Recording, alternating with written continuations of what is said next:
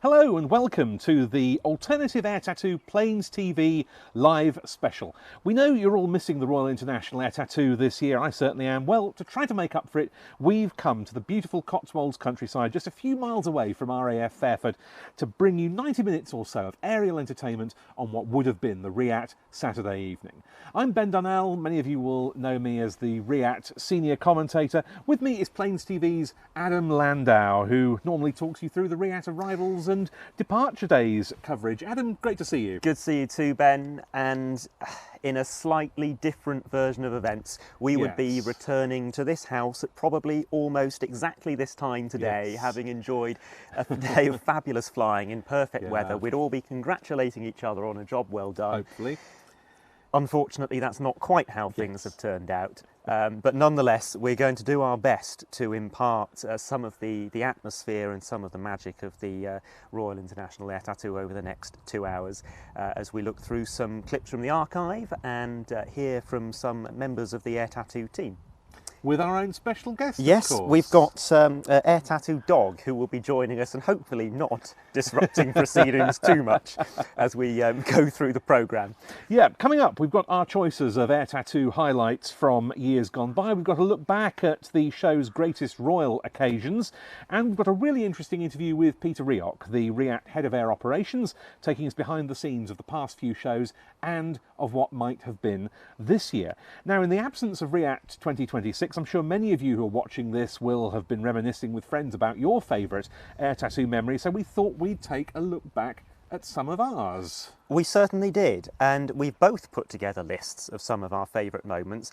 Ben's list is longer and goes back further on account of his advanced age. Ben, when was your first air tattoo? Well, my first was 1992, which wasn't actually formally an air tattoo. That year's show was called Air Tournament International, and this was because this was still the time when the International Air Tattoo Organisation, as it was then, was building up to holding annual shows at Fairford. For quite a long time, for various reasons we won't go into, that wasn't possible. But they started gradually ramping up the off year from the main IAT shows. They held shows at Middle Wallop, they held shows at Bournemouth, and then in 1990 and 92, they held shows at A&AE Boscombe Down, as it was then. And my first was the second of those, Air Tournament International 92, which was an incredible event in mid-June that year, not in what we now know as the Air Tattoo slot. And it was awe-inspiring, frankly, both to be on Boscombe Down, the test and trials airfield that I knew so much about but had never been to, and then to see this lineup of aeroplanes, the like of which we just never witnessed. There were lots of warbirds. It was the 8th Air Force 50th anniversary year, so there was that. There was obviously a big test and evaluation aircraft presence, but of course, above all, what we think of from those years, and we'll reflect a bit more on that as we go on, we were starting to see the East European air arms come to the show. And this was the first time Russia had participated, and this was with their test pilots establishment, the LII at Zhukovsky.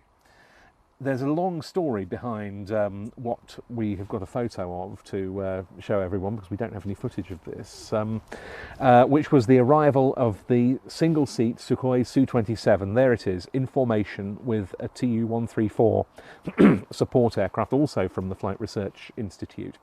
It was the great, and now sadly late, Anatoly Kovotcha at the controls, and it had been touch and go as to whether or not the aircraft would actually make it to the show. It was originally going to be a pair. It got reduced to a singleton. On the day, again, it was a bit uncertain as to whether it would appear. A Tornado F3 flown by Ian Black, the well-known photographer and author, ex-Lightning pilot, was sent up to go and intercept the flanker and the Krusty and bring them into British airspace, which he did eventually, after having had to make an en route engines running fuel stop at Mildenhall. And then he met up with them and escorted them in. They held off while the Patrouille de France displayed, and then all of a sudden, I seem to remember pretty much unannounced, there was a big scramble, and that fly past that we saw the picture of, well, it was just meant to be an arrival, just meant to be a landing. That was what had been briefed. And instead, they flew down the runway, the Tu-134 landed, and Anatoly held station on its wingtip like that for virtually the full length of the Boscombe Down runway.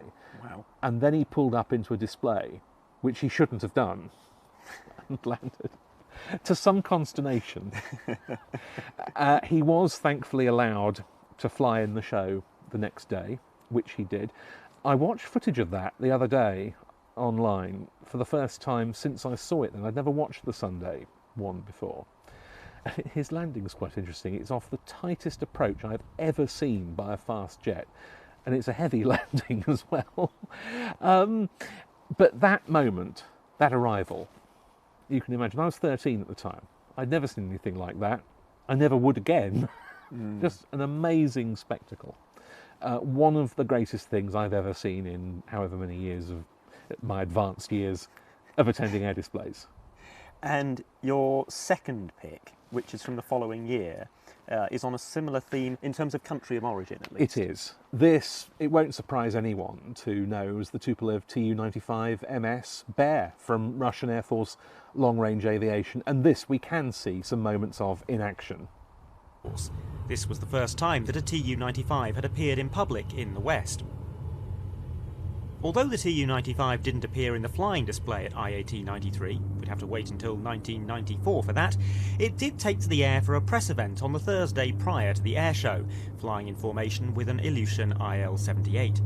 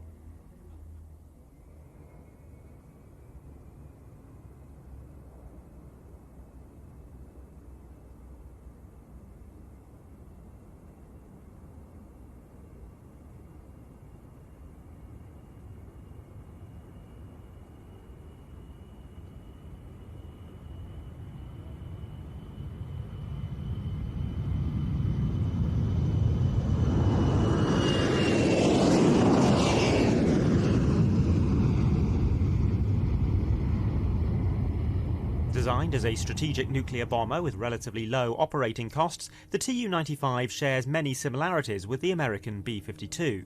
Both types flew for the first time in 1952, both were built in similar numbers, and both will be almost 100 years old by the time they're retired in the 2040s.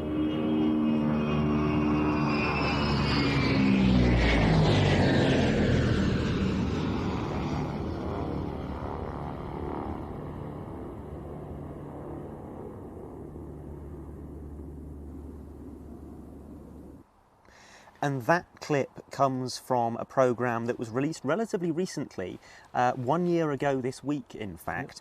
And it's a compilation of some of the lost tapes, as we referred to them, recordings of IAT 1993 that PlanesTV took, and nothing was ever done with the material until last year when they were put through a digital restoration process and that programme was released.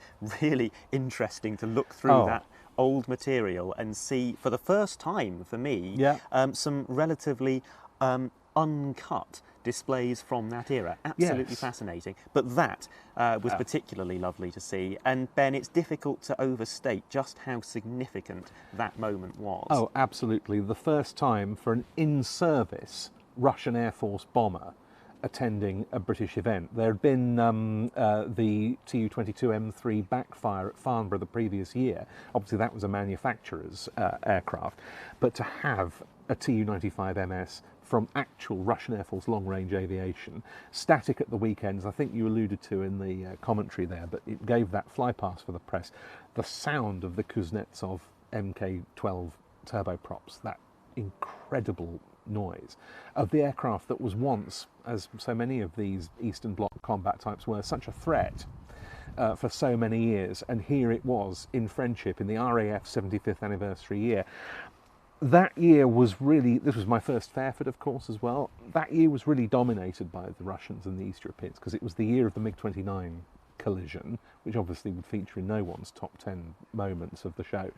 But you had things like the Hungarian Sky Hussars, MiG-21 display team, with the one jet in the yellow playing the Bandit, which would normally have been sponsored by Camel cigarettes, but for its appearance here as a show that had associations with other companies was not. The Shobby Quartet Czech Air Force Let 410 display team as well. Just phenomenal participation in those days. And yes, the Bear, a superb highlight that year, even more so the following year possibly, when two were present, one from the Navy and one from the Air Force, which on the Sunday gave a flight past in the display. Just unimaginable. And for your next choice, we skip forward 2 years to 1995, and this is a display that I've seen so many times in video form, and it is something that still inspires me so much as a piece of airshow choreography, as a piece of aerial theatre. Describe it. This is the victory finale. This was 1995, the year of the 50th anniversaries of VE and VJ days. IAT still, we're still pre the Royal era. IAT 95 fell between those two anniversaries, and it was one of the major national commemorations of that. This was the birth of what became known as the Theatre of the Air concept, that the two co-founders of the show, Paul Bowen, the late Paul Bowen, and Tim Prince, who we'll hear from shortly, came up with as a way of differentiating the air tattoo from not just other aerial events, but also from other types of public event that were increasingly competing for the market of the air show attendees. And they came up with this concept of themed sections throughout the display, culminating in this victory finale. And I mean, there are just so many different elements to it. There was a phalanx of fast jets from the Allied and indeed the former Axis countries lined up on the runway, and then helicopters from many of those countries and others hovering above. This was all watched by quite a contingent of veterans from different RAF commands, plus I seem to remember the Glider Pilot Regiment and the Air Transport Auxiliary. Over the top of all of this great cacophony of noise came, first of all, what we've got a photograph of, the Diamond 9 Tiger Moth team, led by the wonderful Charlie Shea Simmons. There they are. They had, I think it was 12 Tigers. Moment perfect timing and choreography, Charlie remembered to me, over the top of the dais, the reviewing dais with the veterans. And then that was followed by missing man formations of warbirds and of fast jets, a B1 at the back, and then, well, shall we have a look at what actually transpired, and then we'll talk about what followed that.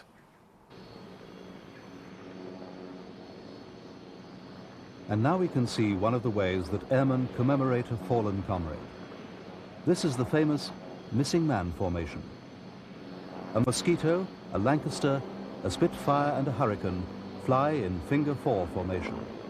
And at the given moment, the number 3 aircraft on the leader's right pulls up and out of the formation, leaving a poignant gap.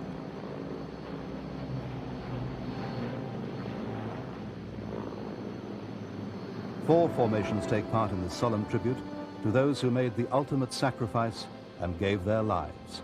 After the Battle of Britain Memorial Flight came the Americans, the B-17 Flying Fortress, the P-38 Lightning, the P-51 Mustang, and the P-47 Thunderbolt.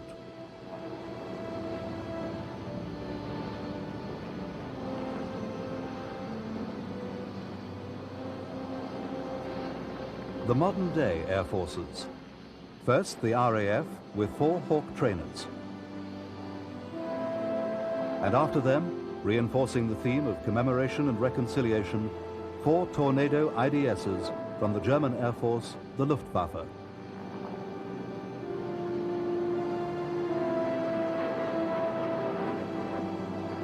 And finally, in this aerial commemoration, from the modern-day American forces, a solo B-1B intercontinental bomber. just an amazing sight, that. And what then followed was the red arrows drew a smoke V in the sky over RAFF, of the peerless evening sky over RAFF, and on both evenings of the show. And after that, through it, from the crowd rear, came, representing again in a spirit of friendship, the Messerschmitt Bf 109 G2 Black 6 RAF owned, the Fighter Collections P51 Mustang, Candyman Moose, which we saw pulling up in one of the missing man formations there, and the Mark V Spitfire from the Battle of Britain Memorial flight that broke through the smoke V. It was airshow theatre of the very highest order, and it set the tone for a lot of what was to come. Just incredible. I hate to break away briefly from a very serious topic and a wonderful piece of aerial theatre, as you have just described. Ian, who's mixing the show, just asked if he had heard through his headphones one of our tummies rumbling coming through on the mic, and was very worried that he was making us work through dinner time and we were extremely hungry. If you heard that, don't worry, it's not us suffering, it's actually Air Tattoo Dog, who was snoring fairly loudly on my lap. If you hear it again, don't be disturbed. Yeah, he does make some noises, does Air Tattoo Dog. Let's move on from canine matters and discuss the next item on your list, which brings us through to 1997. Yes, this was the US Air Force 50th anniversary year. And again, there are lots of things that people will remember from that show. I think a lot of people remember the B-2 landing in the UK for the first time on the Saturday, which was an amazing occasion. 2 B-1Bs in the flying. There was a Czech MiG-23 in the flying that year.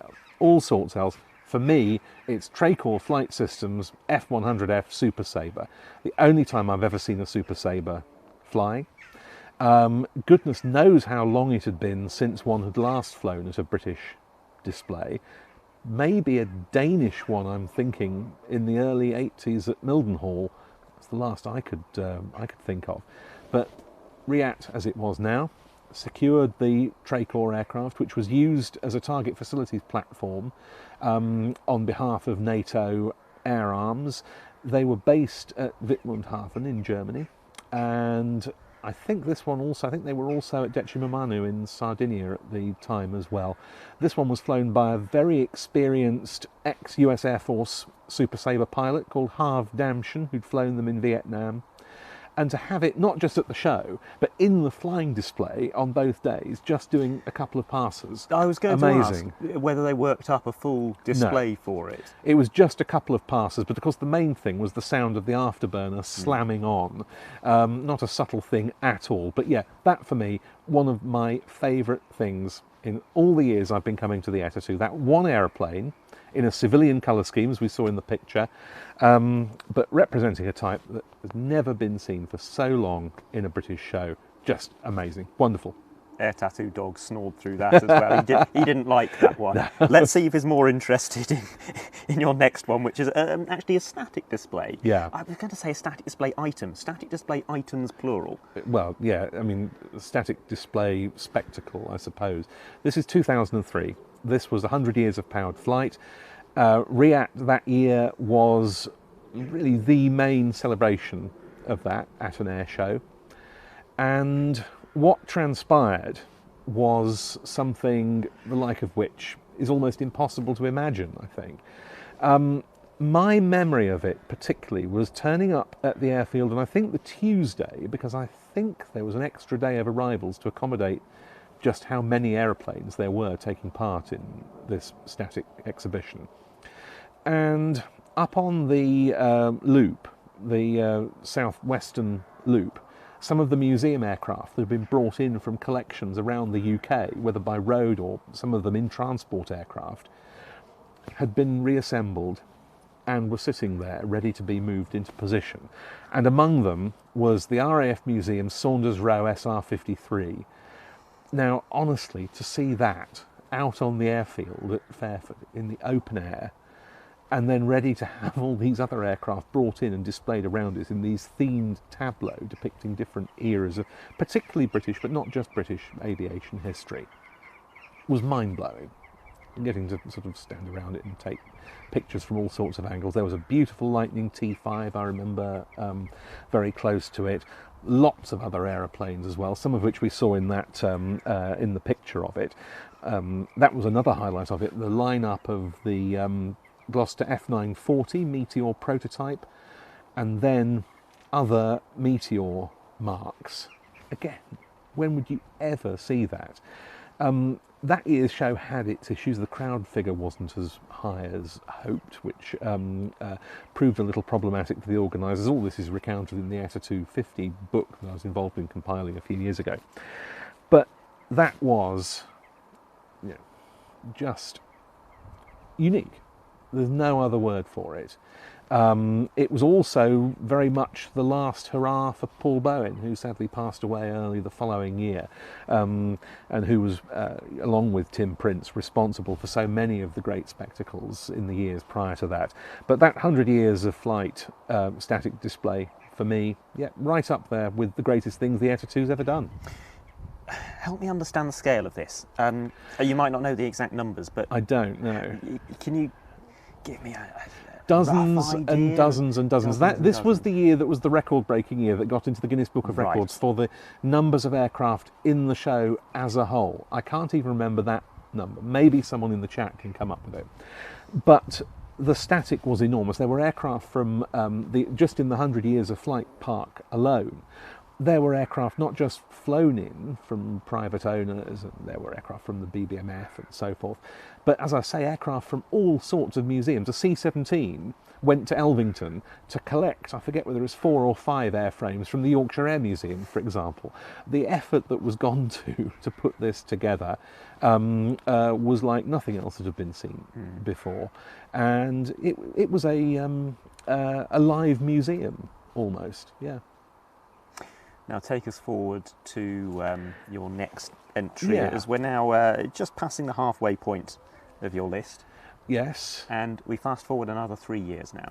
Yes, to 2006. Now this is one again where quite a few people watching will think what their highlights were of that year, and maybe disagree with my choice. But 2006, it was the year of the MiG-29M OVT, giving those astonishing displays of 3D thrust vectoring manoeuvrability.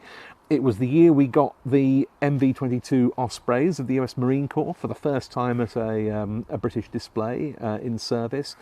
It was a beautiful weather year. It was a stunning show, but for me, it's the final RAF Canberra PR9 display from number 39 Squadron. There it is in all its glory.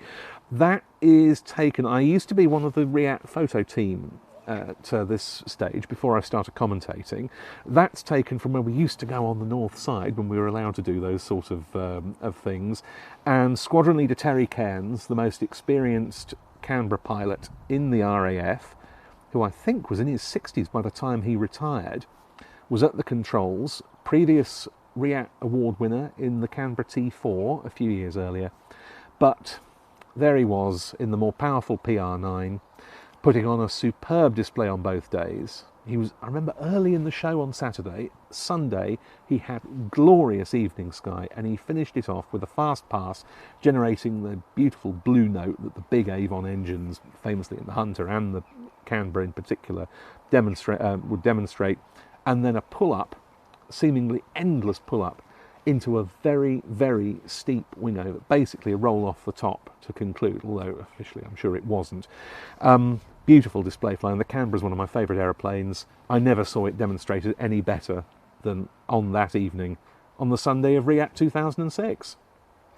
Now, perhaps surprisingly, given we're talking about one of the great modern military aviation spectacles of the world, the next few videos that we're going to play are all featuring historic aircraft. They're a bit warbirdy, yes. They are a bit warbirdy. Yeah, yeah. The first of them takes us to 2015, if I recall correctly. This was the Battle of Britain's 75th anniversary year.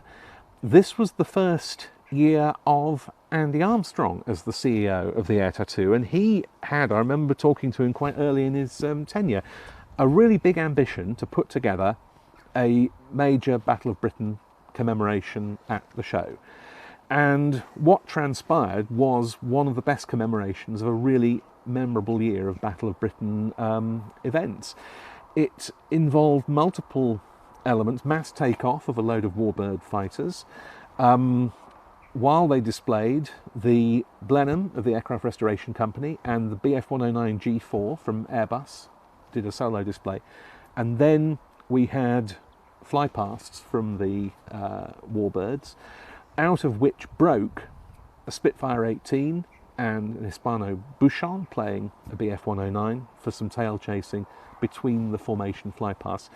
It was really nice as commentator by now to put together a bit of a commemorative piece around the displays with extracts from speeches and music and so forth.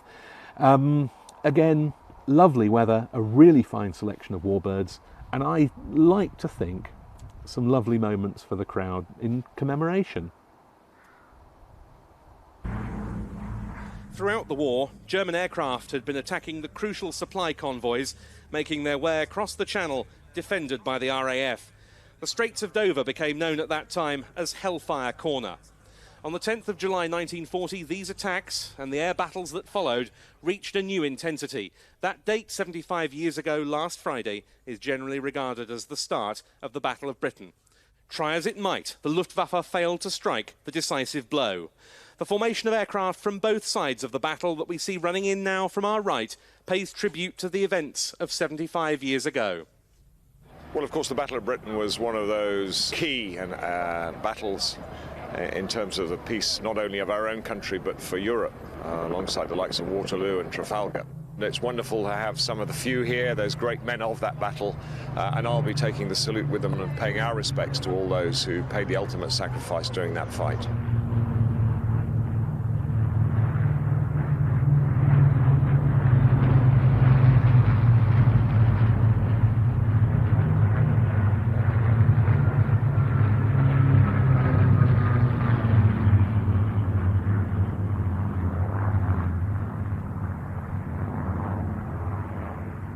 From that flypast, you can see that a Spitfire and a Hispano Bouchon, representing the Messerschmitt Bf-109, have broken off for their own display while the rest of the formation repositions.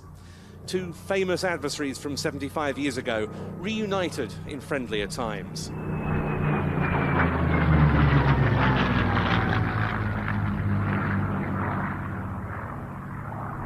The Bouchon being the Spanish license-built version of the Bf-109, powered by a Rolls-Royce Merlin engine, but so representative and so evocative of the original.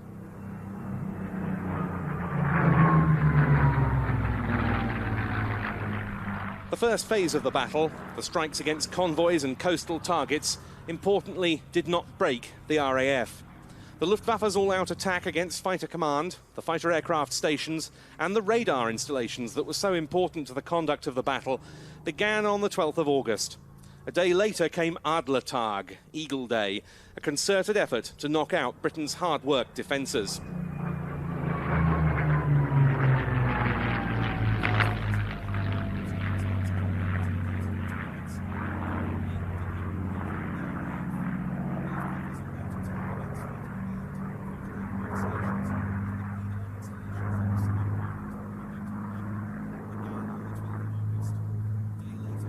Look out on the 45-degree line to the left, coming in once again for another flypast, our massed fighter formation.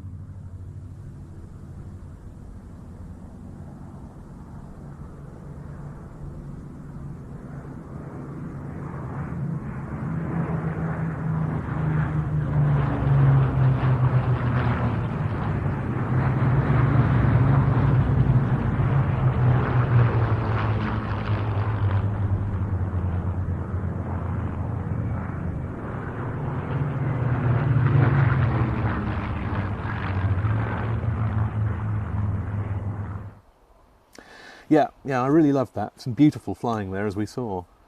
And it was really nice at the prize giving. Most of the aircraft involved had all gone home off slot or later in the afternoon. It won one of the prizes, I can't remember quite which it took home. But the only aircraft that was left on the ground at Fairford on the Sunday evening when the prize giving was taking place was Spitfire MH434 from the old Flying Machine Company, which Brian Smith had flown in the display. And so it was Brian who collected the award on behalf of all of the crews. It was led by BBMF, this display, I should say. He collected it on behalf of them, and then it was handed over, I think, at Duxford's Battle of Britain commemoration later in the year. And it meant quite a lot to Brian, even with all of his experience. He was in a section with 2 BBMF pilots. He really enjoyed it, and he told me a few years later that it really meant quite a bit to him, feeling accepted by the military to fly with them in a big event in close formation like that. So yeah, great stuff. And we stick with the Battle of Britain Memorial flight for the next video that we're going to see, which is from the RAF 100 show in 2018. Yeah. And I would never have thought of this if I was asked about my favourite RIAT moments, but as soon as I saw it on your list, I thought, yes, that was by far and away the best BBMF display I have ever seen. Yeah, it was what they call Trenchard Plus. It was 7 aircraft, both heavies and 5 fighters, and this was the historical centrepiece of the flying element of the RAF 100 commemoration, wasn't it? And something of an accident, because it was supposed to be a 7-ship fly past as part of the big RAF 100 set piece fly past on the Friday. Didn't happen. Didn't happen because a rainstorm came through at exactly the wrong time. The Trenchard display on the Saturday should have been a 5-ship. Yes. But in a remarkable piece, a very commendable piece of flexibility, they launched the 7 aircraft that would have participated in that big RAF 100 fly past, and the first few passes of the display were with all 7 of them together. Superb stuff. Ladies and gentlemen, new for this year, celebrating the Royal Air Force's 100th year, we see the Dakota leading the classic Lancaster, Hurricane and Spitfire formation. Everybody get your cameras ready, put your hands together to welcome the Royal Air Force Battle of Britain Memorial Flight's Trenchard display.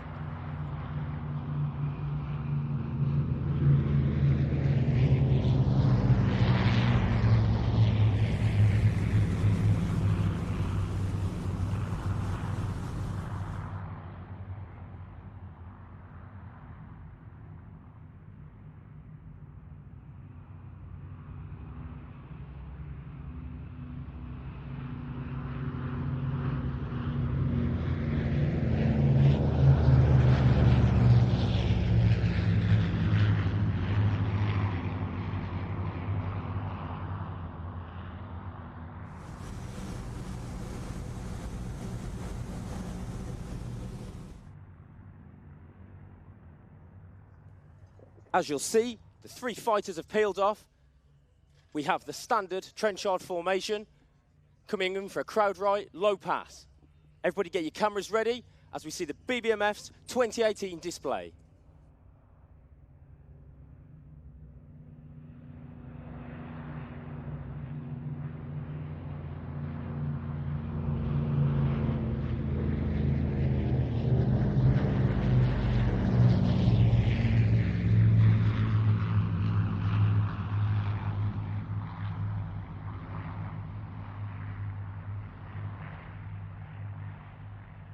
Ladies and gentlemen, get your cameras ready as we see the 2 Spitfires coming in from left and from the right.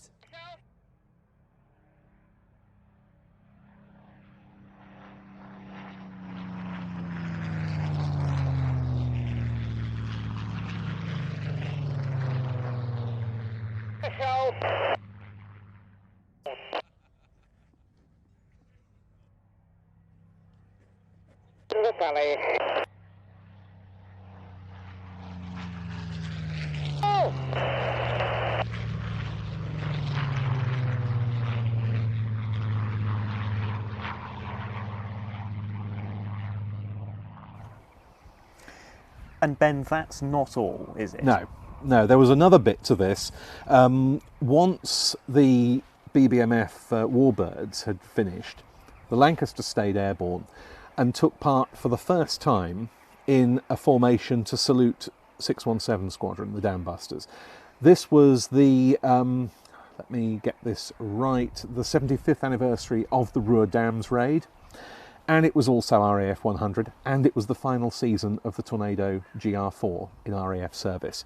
And so a 3-ship formation was put together. We saw it first at RIAT. They then did the Duxford Battle of Britain air show with it later that year, which was the last ever RAF Tornado air show appearance. But this was how it signed off at RIAT in formation with the Lancaster and the F-35B.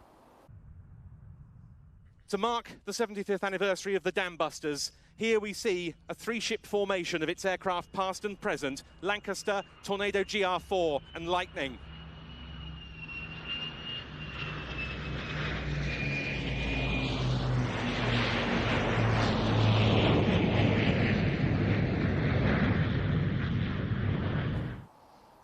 But now we go back to modern military. Yeah. We go to the post-COVID era, which has been an era of some really great air tattoos with an awful lot of highlights, and there are so many deserving items within the last few years.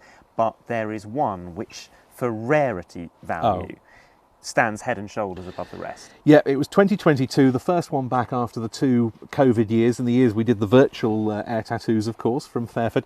It was a brilliant year. It was fantastic just to all be back together at Fairford, and then to have the US Air Force Boeing E-4B in another USAF anniversary year. First time one of these had ever been on display at a British show, and quite apart from it arriving, and the arrival was delayed, I seem to remember. I recall it was meant to have arrived on the Thursday, I believe, but then it was delayed to the Friday, and it was delayed to just after the Friday flying programme, and we got to see it doing a low pass on arrival. This, no one who saw it will forget. No, and frankly, a lot of people who were about to see it probably didn't believe it was going to happen. No. I know I didn't. Yeah, absolutely. To see a really, really large aircraft such as that in the circuit, but having done a flyby as well, was splendid. In for a flyby for the first time at a European air show, the US Air Force Boeing E-4B from the right. To give you an idea of what's inside this aircraft, the main deck has in it 6 areas. There's a command work area, a conference room, a briefing room, a work area for the operations team on the aircraft, an area for the communications staff, and a rest area. Up to 112 people can be accommodated aboard the E-4B in mission configuration.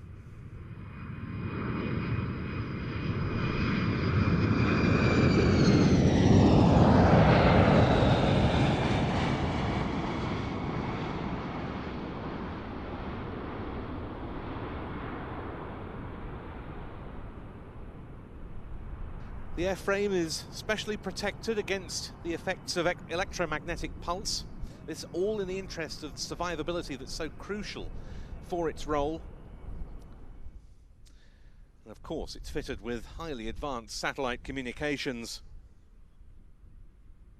At least one E-4B is always on 24-hour alert, 7 days a week throughout the year, providing support to the President, the Secretary of Defence, and the Joint Chiefs of Staff.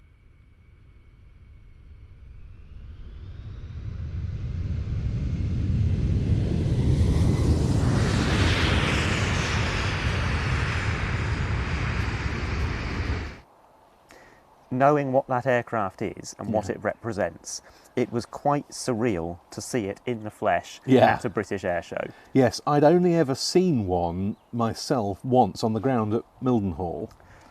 I know plenty of people in the US who go to a dozen air shows every year and have been doing so for 30 years and have never seen one. Yeah. And it rolls up to the air tattoo. Yeah, it's one of the biggest coups in the show's history, without question. Yeah, the US Air Force has provided quite a few of these over time. And it provided another real highlight in 2024 and 2025 with U-2s in the flying display. It was the first time in 2024 that a U-2 had participated in a British flying display since 1991, I think. 93. 93. Actually, yeah.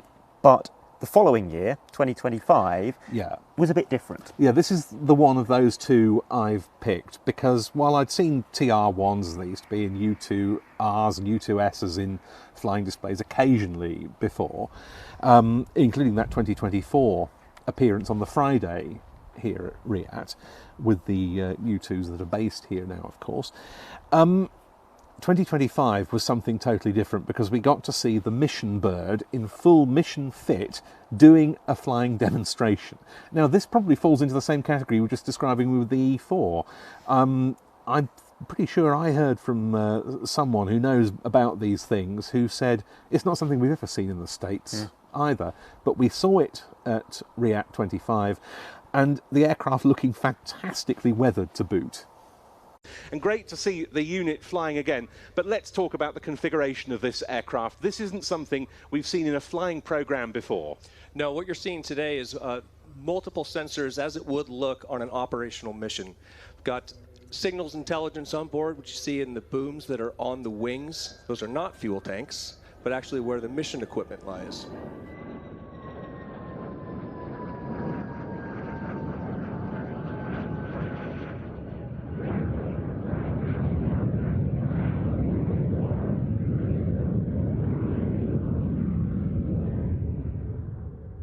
I believe here we're going to see the chase car really coming into play again. So what will the pilot be hearing from the chase car as he makes this low approach? Now, what they're doing there is they're telling the pilot how far above the runway they are, typically from 10 feet down to the runway.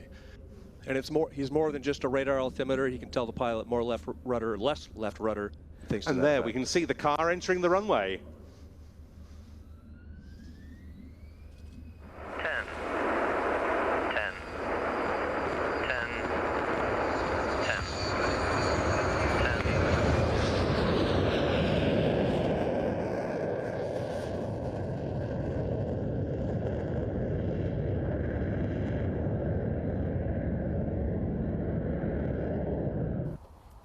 So there was my personal choice of my top 10 air tattoo memories going back to 1992, the first time I attended one of the air tattoo shows. There could have been so many more, of course. You'll all have your own. But next up, we're going to be looking at another of the highlights of this show's history, because it's 30 years this year since the show received royal assent and changed from being the International Air Tattoo to the Royal International Air Tattoo. And the great Tim Prince, one of the co-founders of the Air Tattoo itself, recently reminisced about some of his favourite royal memories of this air show. There was always an immense feeling of pride. If I think back to 2008, it was really touch and go whether we're going to be able to host the Queen on that first day, let alone the weekend of the show.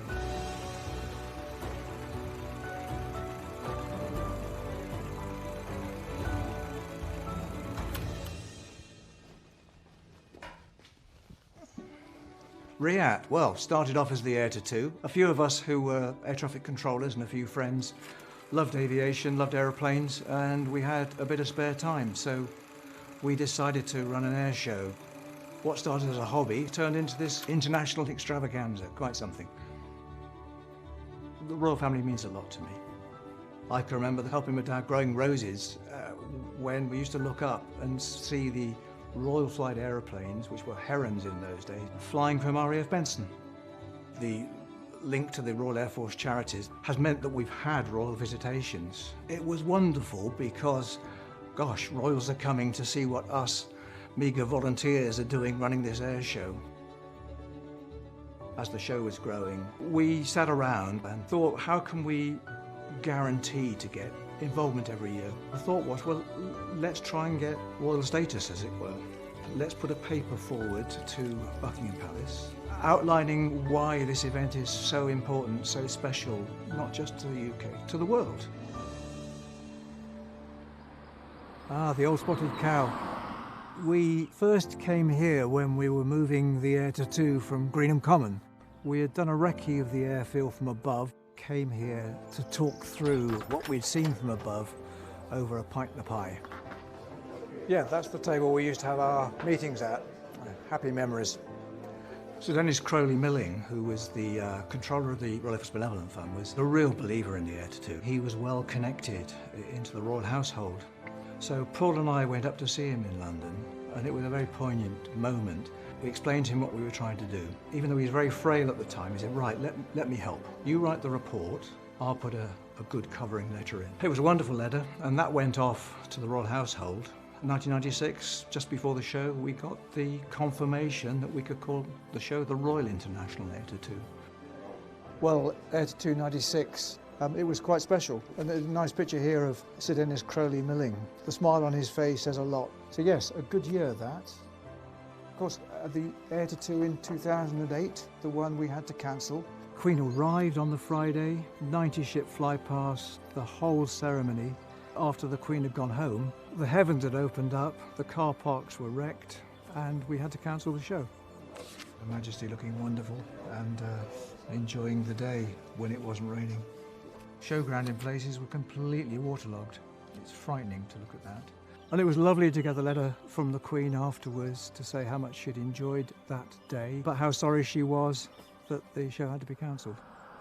It's quite interesting, the connections we've had with royalty through aviation. The Jordanian household has become a great friend of ours over the years. King Hussein would bring his wife, Queen Noor, driving his own Lockheed TriStar airliner. When we have royal visitors, they always insist on having a programme to come round and meet all of the air cadets and the volunteers, and those people who have been special in helping us make the Air to 2 what it is. The royal status to the Air to 2, it is very special, isn't it? We're very lucky. Frequently say to people, the royal family have been part of the Air to 2 story, just like the volunteers, just like the overseas air forces that come. It's a very big and powerful family.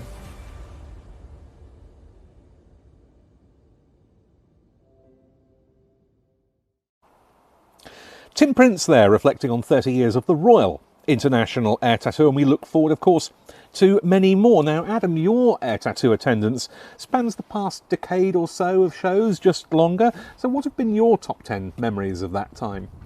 2015 was my first Air Tattoo.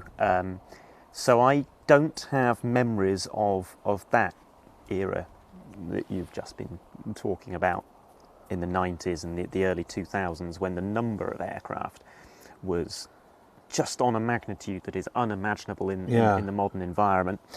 But nonetheless, we have had some very strong shows over the last few years and some real highlights. And the first one I would like to pick out, it might feel like one of the obvious go-to choices, but I'm coming at it from a slightly different angle. It's the Ukrainian Su-27 P1M in 2017, which was the first year it came to the Air Tattoo. And that does feel a little bit like the obvious low-hanging fruit when it comes to picking highlights of Air Tattoos, because it's such an exotic aircraft in UK skies. But my particular reason for choosing it is a little bit different. I had actually seen Sukhoi fighters from that family at air shows several times before. I'd seen Malaysian Su-30s, which are much more capable aircraft. They've got thrust vectoring, they have much more modern avionics. But there was something in my mind that never quite clicked with those, that I was watching a Sukhoi Su-27 30, 35 series aircraft. It never excited me in quite the same way. And something about that Ukrainian aircraft, with its beautiful camouflage scheme as well, that felt like watching a Soviet aeroplane. And that to me was very exciting. It was something I'd never experienced before. Yeah, and it was a great display as well. It really was. From the Ukrainian Air Force, the Sukhoi Su-27 P1M, known to NATO as the Flanker.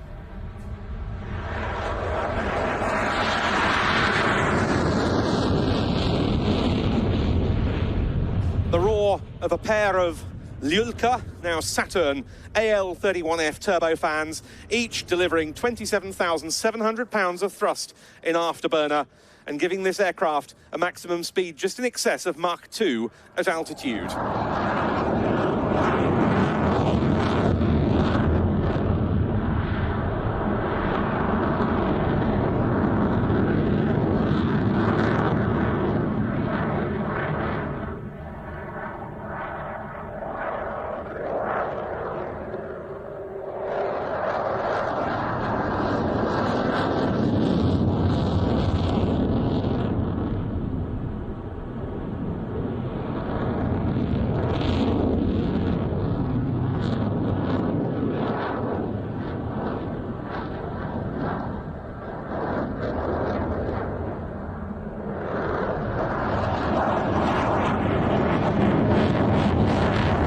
West had its first close look, all too close a look at one of these aircraft 30 years ago in September 1987, when a fully armed Soviet Air Force Su-27, taking a close look at a Royal Norwegian Air Force P-3 Orion maritime reconnaissance aircraft over the Barents Sea, managed to collide with it.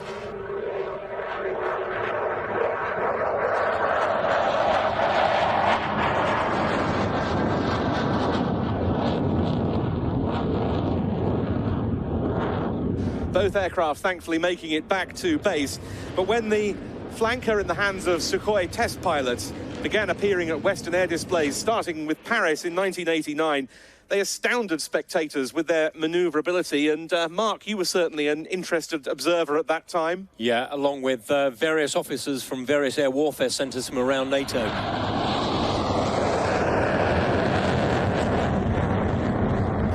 Up to that point, all we'd seen were grainy black and white photos and with estimations of what the performance of the aircraft was. But, you know, sustained turning in excess of 22 degrees per second was confirmed with a stopwatch during that air show. A very capable aeroplane in its own right, and increasingly so. You can tell this one has been given updates by virtue of the pixelated or digital camouflage scheme that it's been given. The Ukrainian flankers have this applied when they go through general overhaul. You know, one of the keys to successful air combat is to continually assess and work out the energy levels and the speeds of your adversaries. And I'm finding it really difficult to estimate the speed and the energy level of this aircraft here, probably something to do with the enormous size of it. I think it's a very, very capable combat aircraft because you just cannot work out what the pilot is thinking and how much energy is left and whether they could trade that height for speed.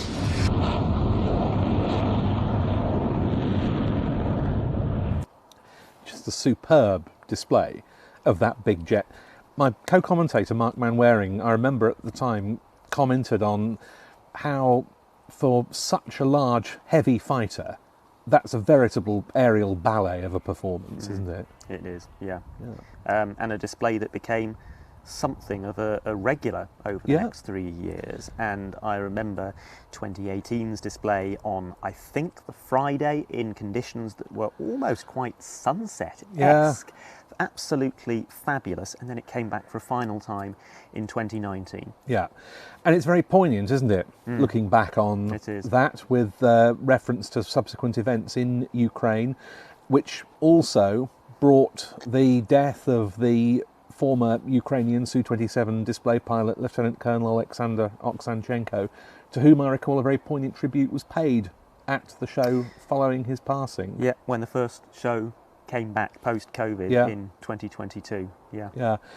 So some wonderful memories there of a very potent combat jet from the Warsaw Pact era, and there have been plenty of others. Yes, and that brings me on to my next selection, which is, again, another fairly obvious choice. I'm being quite mainstream here. The MiG-21 in 2019 from the Romanian Air Force, one of their highly upgraded Lancer aircraft. And that was special to me because I had missed out on a couple of opportunities to see MiG-21s. And it was getting to the point where I thought I never would see one. And when I did see that, I thought it would be the first and last time I ever saw a MiG-21 fly. I only went to RIAT on one day that year. So it wasn't the best day weather-wise. There were even doubts in my mind, am I going to lose my one chance to a passing rain shower or something like that? But I did see it. Memorable display. As it turned out, not the last time that I saw a MiG-21 fly, but probably the most memorable. Good. We are very happy and proud that we represent the Romanian Air Force here at RIAT.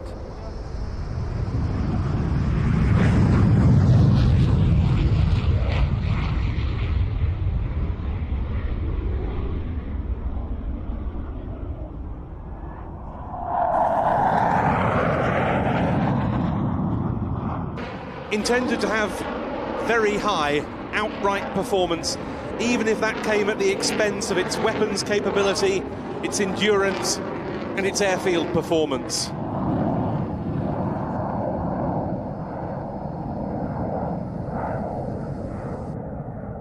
I think very reminiscent of the age of the aircraft. If you can ignore the Delta wing, it's a very, very similar shape to the English Electric Lightning.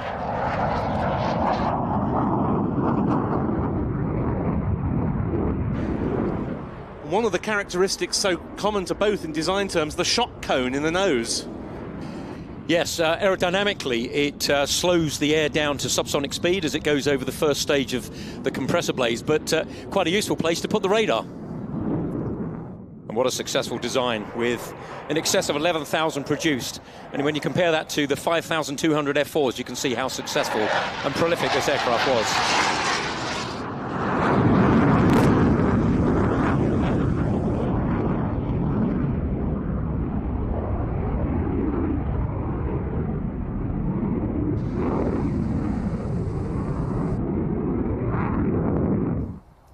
As a friend of mine once said, the MiG-21, a classic craggy combat jet of the Cold War era, and brilliantly flown there. It doesn't look like it should fly to me. No. It looks like it should go up like a rocket. Yeah. And nothing else. No, but we saw it demonstrated very dexterously there by the Romanian Air Force. Now, fast forward to 2022, we've already reflected a bit on that post-COVID show, how great it was that it was simply taking place at all after the 2 pandemic years. And also great to welcome back, I think, one aerobatic team in particular. Yes. Now, sorry, I am a particular fan of large aerobatic teams. They are my favourite aspect of air shows. I love comparing them all. I love watching every display for all of the little imperfections. I find them a lot of fun. But there is one team for me. I'm not going to say they're the best. I don't think it is possible to say which team is best, but it is obviously possible to have a favourite. And I do have a favourite. It's the Black Eagles. It's the team that I grew up watching when I was a child, because I lived out in the Far East, and they were the team that I saw every year or two. I've always thought they were fabulous. I can explain why for hours, frankly, but I think their display routine is just a masterpiece of display choreography, whereas other aerobatic teams have their signature style and they specialise in certain genres of manoeuvre. The Black Eagles, they just do one example of every kind, every genre of aerobatic manoeuvre, every kind of bomb burst, every kind of opposition pass. They've got the greatest hits of all the other teams of the world, but then they also have a few manoeuvres of their own that are completely unique. And 2022 at RIAT was probably my favourite Black Eagles performance that I have ever seen, on the Saturday in particular, when we had fabulous weather, albeit it was very hot. And that was the first time I had ever seen the Black Eagles do their full, uninhibited display post their COVID era refresh, when they took a bit of time out to introduce some new manoeuvres and tweak the routine a little bit and make it better than it has ever been. And there's a few manoeuvres in here that I had been looking at video of and thinking, wow, I've never seen anything like that. I cannot wait to see it. And we'll see one of them. It's called the Vortex, with aircraft aileron rolling while crossing. There's the break at the end, which is just amazing. It's superb, isn't it? I've never seen another team do that. If you don't know what I'm talking about, just watch this. I present you the Black Eagles from Republic of Korea.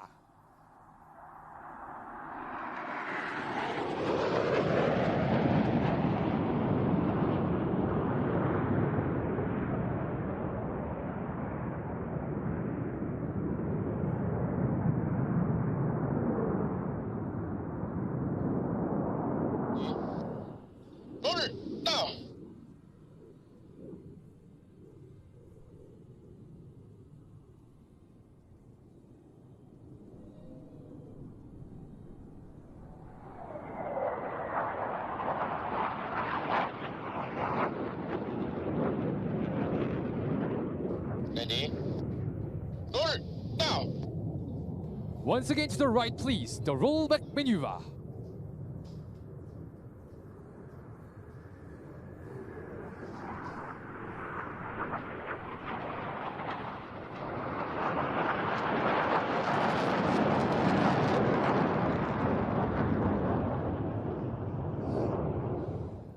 Ladies and gentlemen, the Black Eagles exclusive maneuver on your center. The tagging is taking place. Tagging is the symbol representing the Republic of Korea.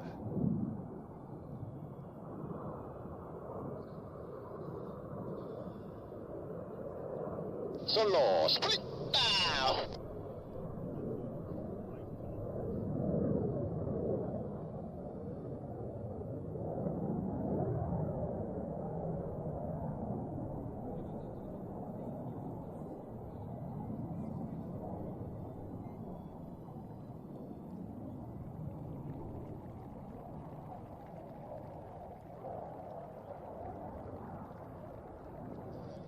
Eight Black Eagles will soar up to the air and make a fantastic landing maneuver. Ladies and gentlemen, please greet them by waving your hands.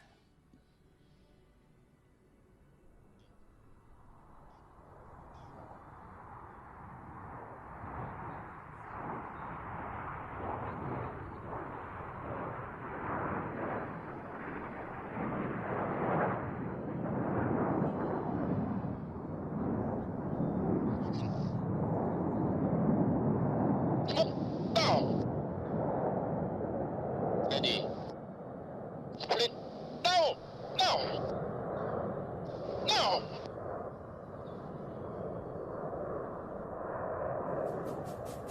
The participation of the Black Eagles is an excellent demonstration of what makes RIAT unique, and their excellent display a fitting way to bring our coverage of the Royal International Air Tattoo 2022 to a...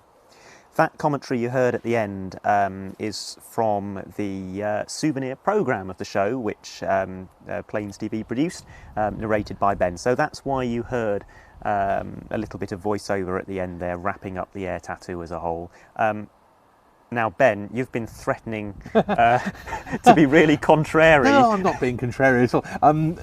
I agree with you, the Black Eagles are fantastic. I saw them in 2012, of course, when they were over both at Waddington and at Fairford. You're quite right. The 2022 appearance was ahead even of that, and that had been pretty mind-blowing, really. The T50 is obviously an almost perfect mount, I would argue, for a team of that sort. I was thinking, what was my favourite display team in all the years I've been coming to these shows, and I'm going to go for, we saw some of their aircraft actually on the ground in one of the earlier clips, but Team Duha, meaning Rainbow, of the Czech Air Force with 4 Su-22 fitters in 1995. The one and only time they came to Britain, a formation team of 4 fitters. I think it was 4, I don't think there was a 5th, I could be wrong, it might have been 5. Anyway, they were brilliant, and when are you ever going to see that again? I can get behind that. Yeah, they're very appealing aircraft. Yeah, they are. Talking of very appealing aeroplanes and variable geometry aeroplanes indeed, there's a bit of a theme to that with your next choice. There is, because my next choice involves Tornadoes, an aircraft that has such an allure to it. And it had been quite some time since I'd seen a Tornado in a flying display. Frankly, I think it had been quite some time since most of us had seen a Tornado in a flying display. There was that very memorable visit twice to UK shores by an Italian A200 in 2017. And then we had the 617 Squadron fly past that we have already shown some material of in 2018. But from that point on, we had to wait until 2023 to see a Tornado in a British flying display again. It came from the German Air Force. I say it, I should say they, because there were 2 of them, and they were flying with an A400M, performing various different kinds of simulated aerial refuelling, both taking fuel off the A400M, but also buddy-buddy refuelling as well. And this was part of the Sky Tanker theme at the 2023 Air Tattoo, which brought forth quite a lot of interesting participants. This had to be the icing on the cake, though. The RAF doesn't use it on its Atlas fleet. They're not tanker configured.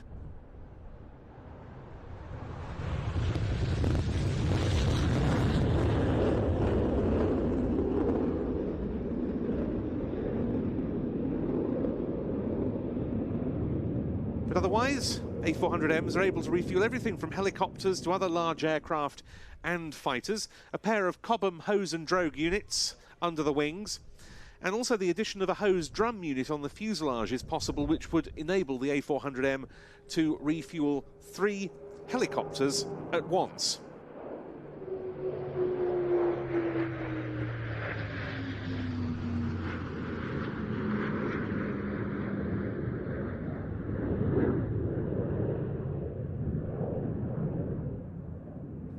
The A400M in tanker mode, with the 2 Tornadoes behind each wing, taking up the pre-contact refueling positions.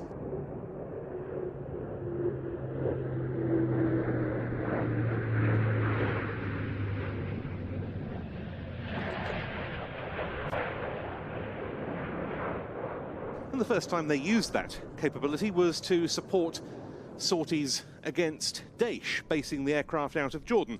More recently, they've used the A400M in tanker mode to refuel multinational assets on combat air patrols relating to the enhanced air policing effort following the start of the conflict in Ukraine. We've got the 2 Tornadoes coming through again, and this is the demonstration we described of another tanking capability, namely buddy refueling.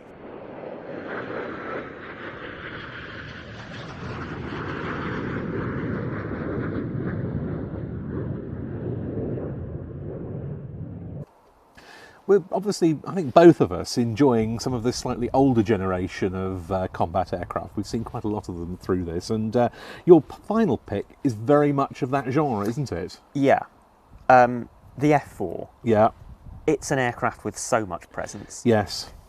And it's an aircraft that I don't think I had ever seen fly. Really? Until RIAT 2024. Yeah. I wouldn't be surprised if I'd seen one on static displays somewhere. Yeah. But to be honest, seeing an aircraft on the ground without even its engines running, that tends not to stick in my mind very much. Likewise, yeah. But we had F4s on static display in at RIAT 2024, and they arrived for the show at the end of the Friday flying display, and they performed multiple low passes on the way in. And it's a little bit like the MiG-21 in 2019. I was starting to doubt in my own mind whether I would ever get the chance to see an F4 in the air. And then that happened. Yeah. Marvellous. This nearly made my list as well, Liz. And it was just one of those days at RIAT, the Friday of RIAT 2024. I'm going to use that massively overused term that gets banded Is it the I word? No, okay. Vintage RIAT. Oh, vintage. I thought you were going to say... Vintage RIAT. Okay. Because that day we had that NATO anniversary fly past. Oh, that was so nearly in my list, yes. Fast jets the takeoff, firing the out mass one takeoff. after the other Brilliant. after the other. Then there was the fly past itself. We had this really high quality flying display program with quite a few Friday only items that gave it such a different feel from the rest of the week. We had the F-15 QA, which is a great display never seen in the UK before, and then we finished with F4s beating up the circuit. Yes. That was one of the best days I have ever spent at an air show. This was special for me as well, and I'd seen loads of Phantom displays and arrivals and departures, and quite a spectacular departures I seem to remember over the years as well. But yeah, the arrival non-display of the 2 Hellenic Air Force F4Es in 24 was a really good memory for everyone. The last remaining Greek Phantom unit, which performed some memorable go-arounds as they arrived on the Friday afternoon.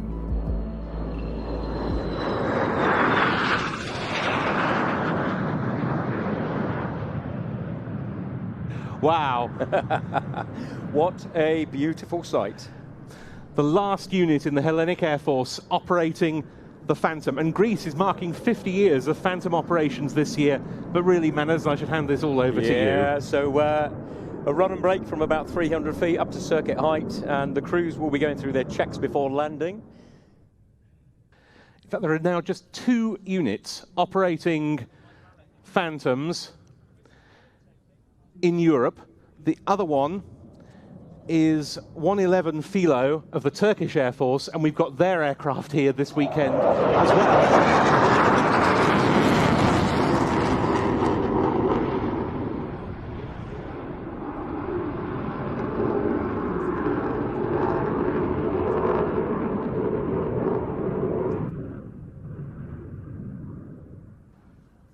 And it looks like we're going to get another partial fly through and go around from the second jet as well.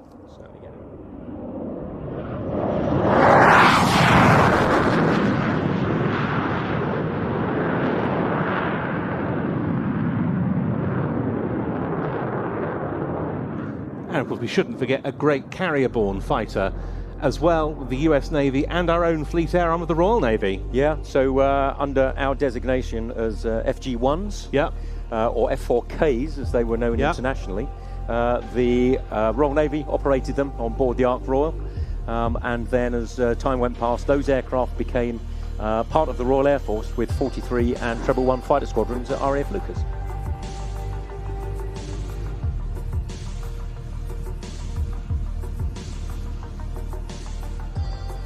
And it just looks as good today, yes, as it did 32 years ago. Yeah, great choice there, Adam, to finish off your memories of your RIAT attendances. And I know that if Manners, my co-commentator, were here, that would be one of his favourites as well, as an ex-RAF Phantom navigator, including display navigator. Yes, so, during the final ever F4 display in British service, is that the right? 92 season, yes, 74 Squadron FGR2. Tremendous memories from him about that, and yes, some great footage there from that arrivals day, the Friday of RIAT 2024. And that footage, by the way, is part of PlanesTV's highlights programme of RIAT that year. We've been producing highlights programmes of the Air Tattoo ever since 2015, plus of course there is that 1993 Lost Tapes programme as well. All of them are available on the PlanesTV streaming service, and I know that many of you will be watching on the PlanesTV streaming service. A particular hello to all of you and to all of those watching on YouTube as well, but the streaming service is the place to be. It's where you can watch ad-free, and if you are a fully signed up, paid up member of that service, you will get access to all of the RIAT programmes, all of our back catalogue of programmes from other air shows around the UK and around the world, and you also get access to all of our live broadcasts from air shows. Some of them go out for free on YouTube as well, but not all of them, and we do have more air show live broadcasts coming up later this year from the International Air Show in Scotland, from the Jersey International Air Display, and also from NATO days and the Czech Air Force days in Ostrava. Plus, of course, we very much hope to be broadcasting live from RIAT 2027. We can't wait for that to come round as well. So plenty to enjoy on the PlanesTV streaming service. Well, hopefully you've been enjoying our choices of our personal highlights over many years of RIAT and Air Tattoo attendance between us.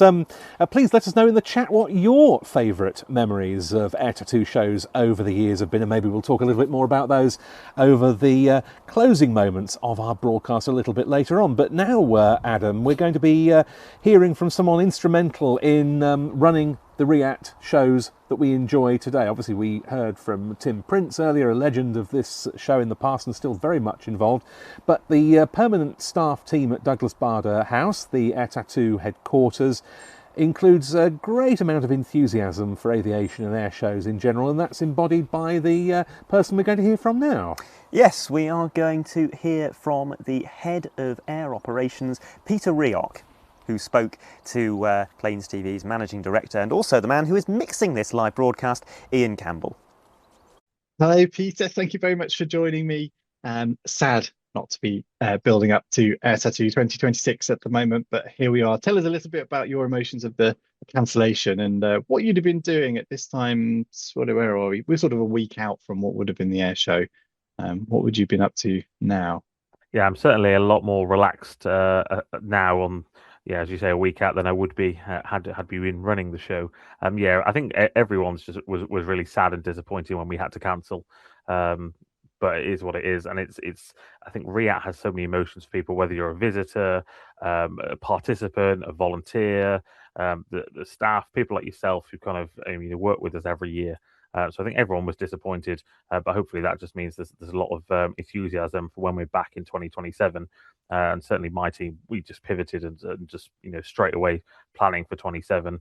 Already got the kind of wish list of aircraft for 27 sorted, so come back bigger and better. But yeah, it was sad, but onwards and upwards. Indeed, I hadn't considered that. I suppose you've got a head start on 27 then, so yeah, hoping for great things then.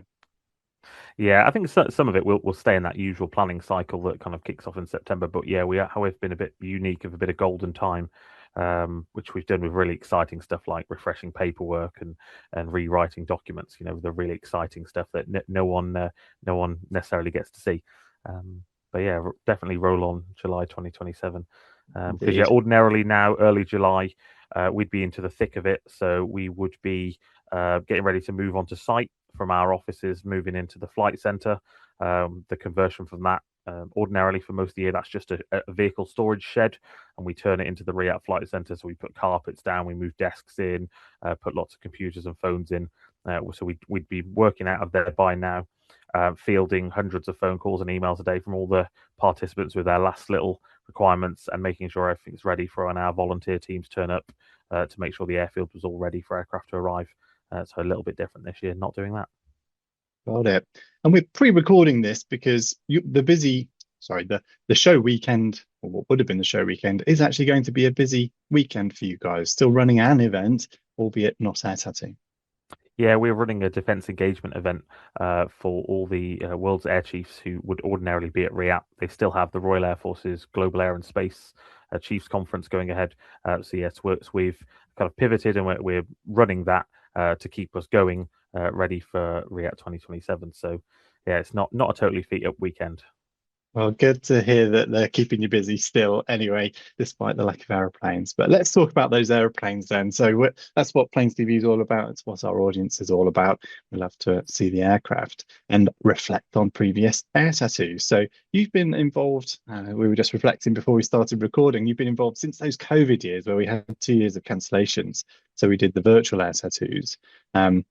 Let's not go back there, but I am sort of getting flashbacks to that period at the moment. Here we are doing Zoom recordings and all the rest of it. But then 2022, you said back with a bang next year in 27. Well, 2022 certainly felt like that to me. I'm sure it did to you too. Yeah, so I think 2022 was a really special year for everyone. Everyone's got different memories, whether it be the heat, some of the really exciting aeroplanes, and the buzz of being back at Fairford, as you say, after that COVID hiatus. As fun as the virtual air tattoos were, we wanted to get back on the airfield, back to real aeroplanes. And I think that there's a number of highlights that spring to mind. For me, the Boeing E-4B from the United States Air Force has to be a highlight from probably a RIAT, highlight of all time.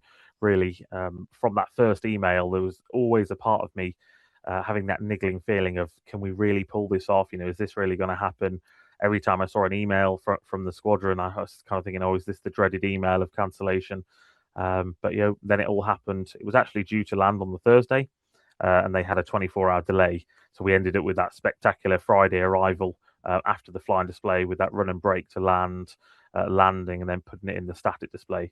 And I think there was, from the most hardened enthusiast who understood the excitement and the rarity of the airplane, down to the casual visitor seeing a 747 with the US flag on the tail, etc. That was really special. And I think that Friday in 2022 just had lots of excitement as well. We had the A4 Skyhawk finally turn up in the morning. We had the Swedish Air Force historic flight turn up in the afternoon. I think that was about the only period of cloudiness from what I remember. It'd been baking hot all week, and then it was clouded over when they arrived. But yeah, lots of exciting aeroplanes. And then over the weekend, we had things like the Beluga XL, that Airbus brought in for the fly past, the Vespina Voyager with the red arrows, and just so many things. And that 2022 was actually the RIAT with the highest number of countries participating in any 1 year with aircraft. So I think it was that 2 years worth of missing RIAT. Everyone wanted to be there, and yeah, a little bit too hot for some. I remember on that Monday being out on the tarmac, and basically all I did all day was drive around with a boot full of cool boxes full of cold water and giving out cold water to all our volunteers that were out working there, the ground crew from the aircraft that were waiting to leave, etc. Because it was a hot year. I'm sure you remember the heat being stood on in the filming position, etc. I certainly do, and particularly, as you say, that Monday, packing away lots of video equipment, cables was not a fun experience. The weekend, however, was. That Friday as well. Friday morning, those special arrivals were mega. The blue sky you talked about, making a wonderful backdrop for people like the Black Eagles as well, which you didn't mention, which was superb to see. Fantastic team, great backdrop for them. Yeah, I think it says a lot about 2022 when you start reminiscing the quality of what I've forgotten. So yeah, Black Eagles, we had the Austrian Air Force with their QRA display, we had the Hungarian Hind, we had the Czech Air Force hip and hind pair. There was so much quality, wasn't there? And I think that flying display extended, I think it was more than 8 hours in the end, just because we had so much quality to try and squeeze in.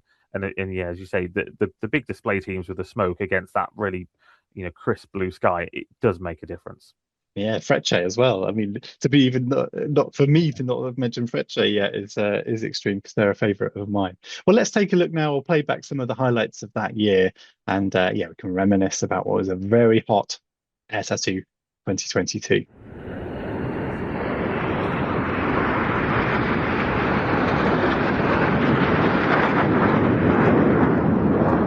Crossing of the heart of Frecce Tricolori, once again solo pilot. With an S maneuver, he's now reading airspeed decreasing to 0 on his anemometer. He continues climbing while his altimeter pointer slowly stops and invert its movement. An instant floating in the air and then down inside his own smoke. Ladies and gents, this is the tail slide of the solo pilot of Frecce Tricolori.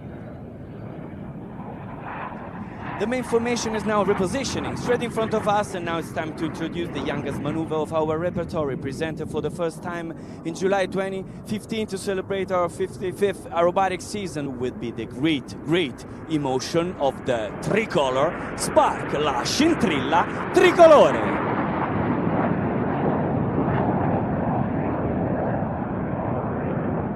Our solo pilot is coming again, MB339, up to the sky will be 2 rolls, 2 spins, and then silence.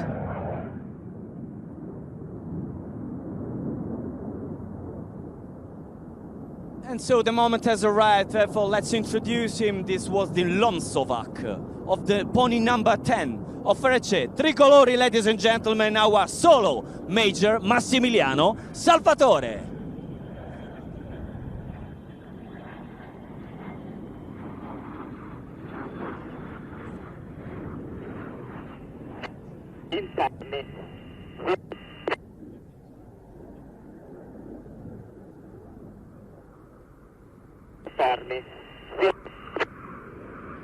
Symmetrical rotation of pony number 2, Captain Alessandro Sommariva, pony number 3, Capitano Simone Fanfarillo over pony 9 and 5.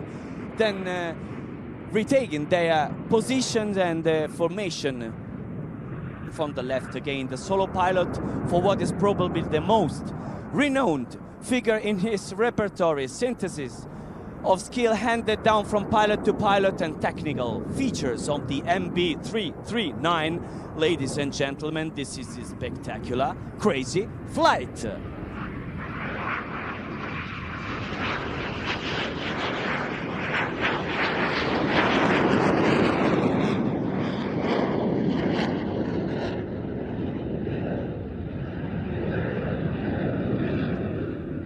This is the one by which we proudly spread the longest Italian flag in the world as a tradition.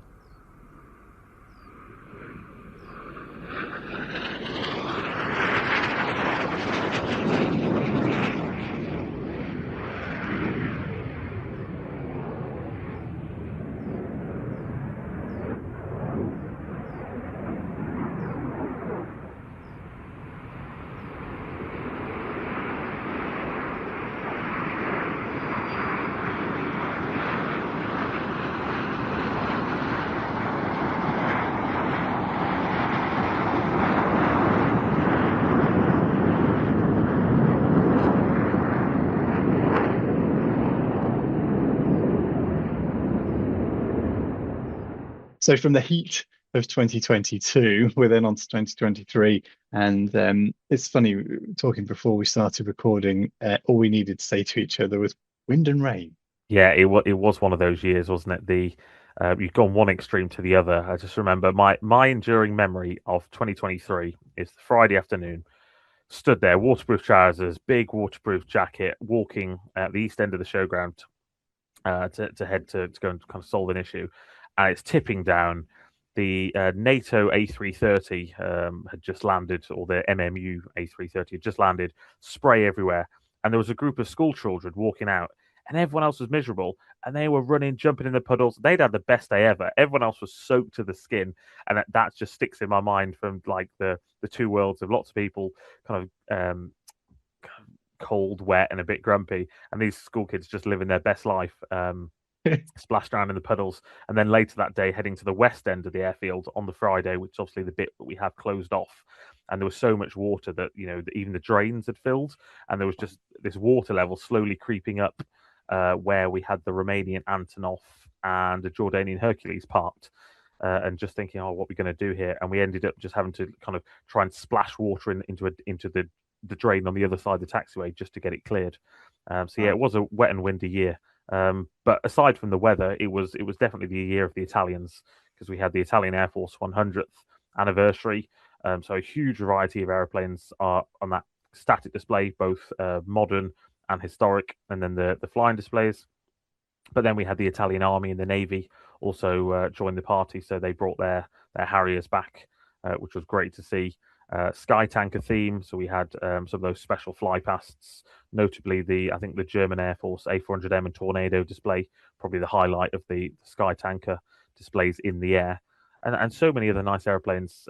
Display teams we alluded to before, Fazan El Amarat from the UAE and the Saudi Hawks, both present, and yeah, just so many other exciting airplanes. The Saab SK60s that had been due for 2022, cancelled at the last minute.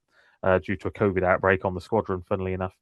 They finally made it in 2023 with Princess's display, and I'm sure when you speak to people like Ben Dunnell, he will talk about how impressive that SK60 display was. Real artistry. I'm not one to kind of use lots of long adjectives to describe flying displays in the way others do, but that SK60 display is one of the few displays I made sure I got out and watched, because everyone had been talking about how good it was for the practice and on the Friday, Saturday. So yeah, really nice display.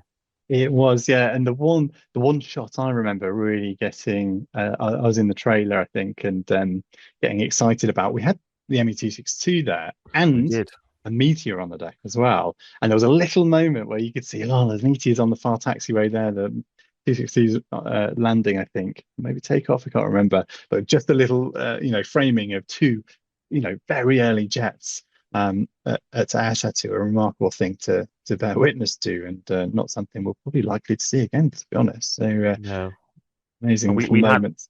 And we had plans, unfortunately, to fly them together, but at the 11th hour, it just wasn't to be. That got turned off at the 11th hour. That would have been something really special. But I think just seeing the ME-262 in the UK for the first time, obviously that aircraft has been operated in Europe probably for about 10 years, done some of the big European shows like Berlin and Air Power, etc. But yeah, to finally get to the UK, and it was escorted over the White Cliffs of Dover by I think it was BBMF and a Mustang for Rolls-Royce, I think it was. So it's quite nice to kind of welcome that into the UK. And yeah, that was really good to see that. And we also had the Su-22 fitter from the Polish Air Force on static display that year. That it will be the last visit of an Su-22 to RIAT probably. So we're now some of those iconic Cold War Soviet jets that we're not going to see again. So it's good to have that. Yeah, quite right. I remember. Do we have Italian Harriers as well on static? We had the Italian Navy Harriers and the Spanish, and then the Spanish Navy in the flying display. So we had all of Europe's Harriers together. Yes, I remember a wonderful moment out on the taxiway there. I'd somehow ended up on duty as the run-around camera op. And the experience of there's some Spanish Harriers, there's the Italian Harriers coming overhead, and the Su-22 parking up as well. That's what's in my head. I'm not sure whether the chronology of everyone arriving quite works out there, but a good bun fight for nice photos of those classic cats. That were, as you say, I suppose we've got Harriers still just about, but Su-22 perhaps not. Yes, excellent year. So let's take a look at some of our highlights, some of the picks from 2023. It's time for what's been, thus far, one of the star performers at RIAT 2023, an unassuming little jet trainer, and one that is 60 years old this year, so hardly in the first flush of youth, but in the hands of an experienced pilot, it can certainly go through its paces outstandingly. And here we have just such a pilot at the controls of the Saab SK-60 from the Swedish Air Force, Captain Nils Schillström.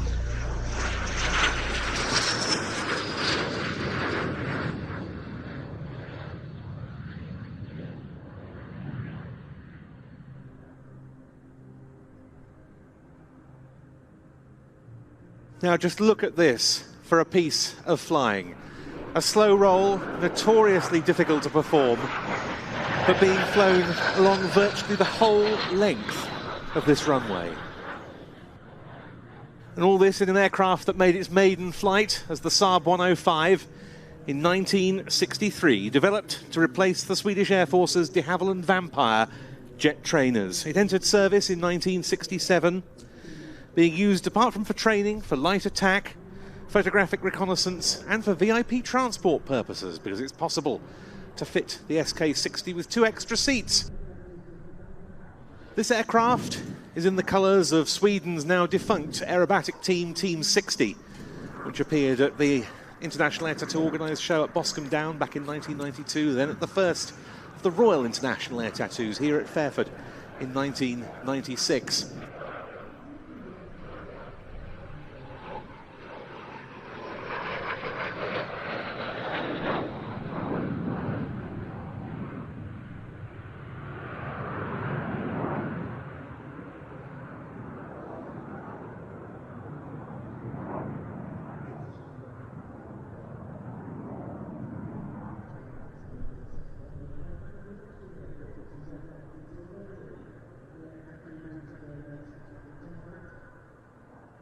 A partial rolling circle is not something you see very often in a jet.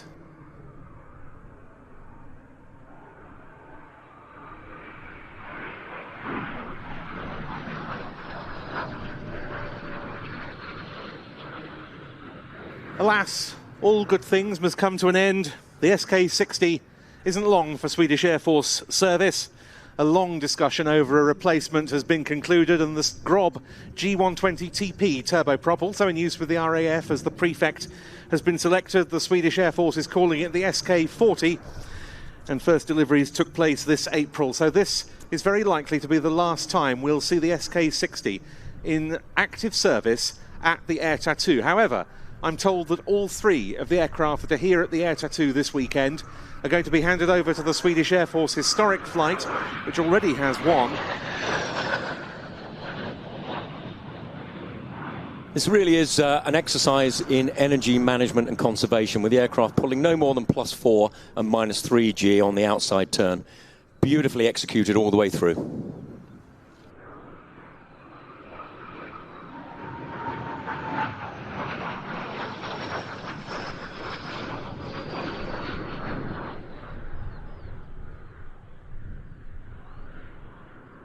For those of you in the crowd who are real airshow aficionados, that brought to mind the displays that Anna Walker flies in her Booker Jungmann training biplane of the 1930s. Absolute grace epitomised, and I can't think of any higher praise than that.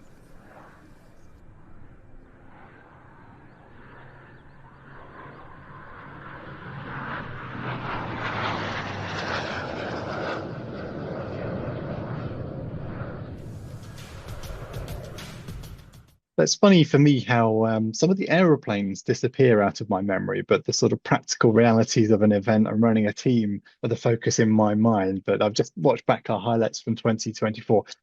Another really mixed flying display and some lovely weather as well. Yeah, for me, 2024, the thing that sticks in my mind is the F-16s. Obviously, we'd worked for, that was probably about a 2 or 3 year process where we knew it was the F-16 50th anniversary. We knew we wanted it as a theme. We had some great support from Lockheed Martin.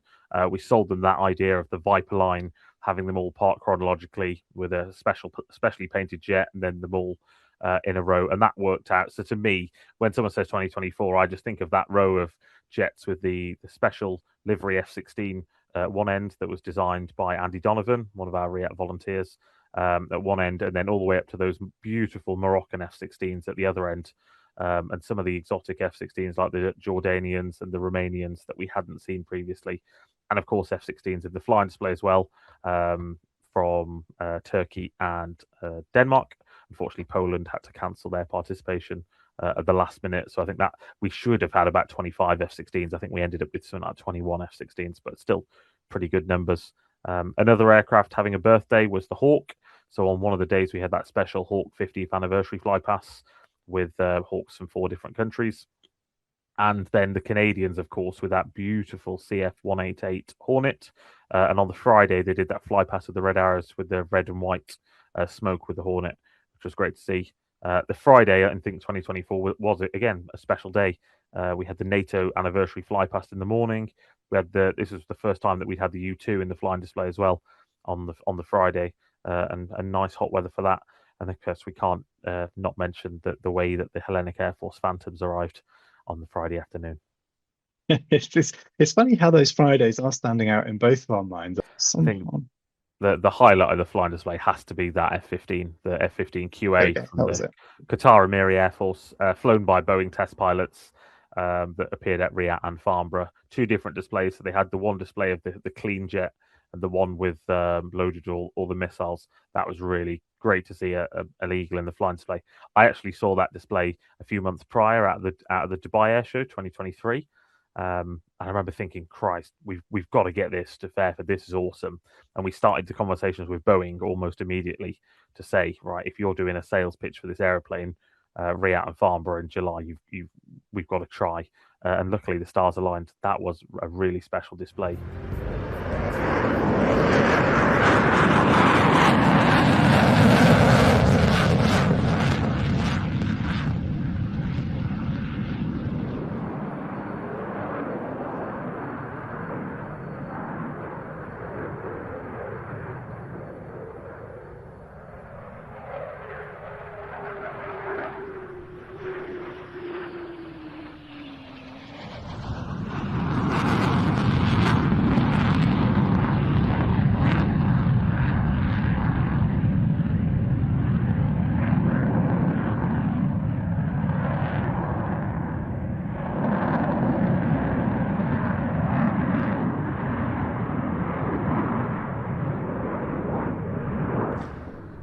And there's another, out of that half Cubanate straight into the slow speed pass. And this is a higher angle of attack than I think we would ever see from any of the earlier non-fly-by-wire Eagles. I'd also say a higher angle of attack in comparison with a lot that we've seen here over the last 3 days.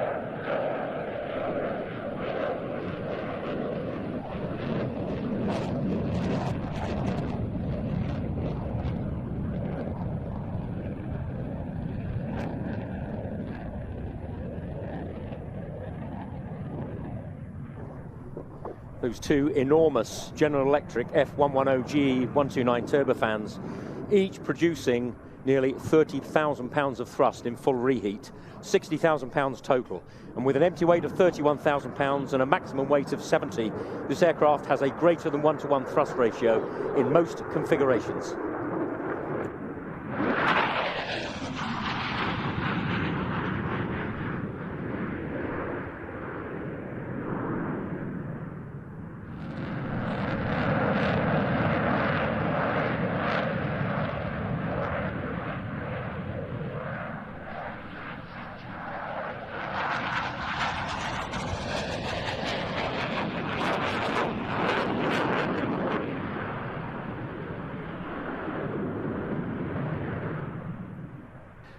And here's the tail slide from the clean jet. One F-15 QA displayed in a clean configuration, while a second one flew laden with 12 dummy AIM-120 AMRAAM advanced medium-range air-to-air missiles.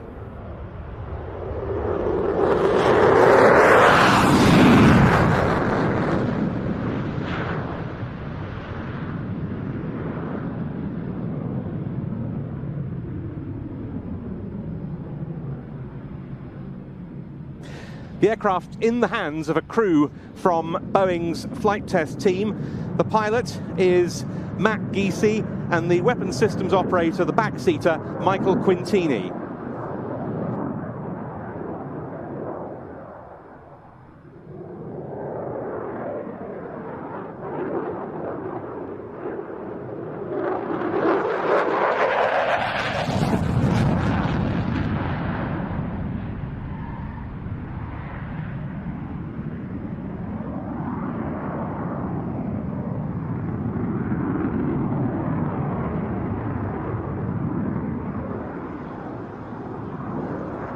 So repositioning now, aircraft decelerating down to 250 knots for a fantastic demonstration of the extreme pitch rate of this aircraft, coming up in about 5 seconds.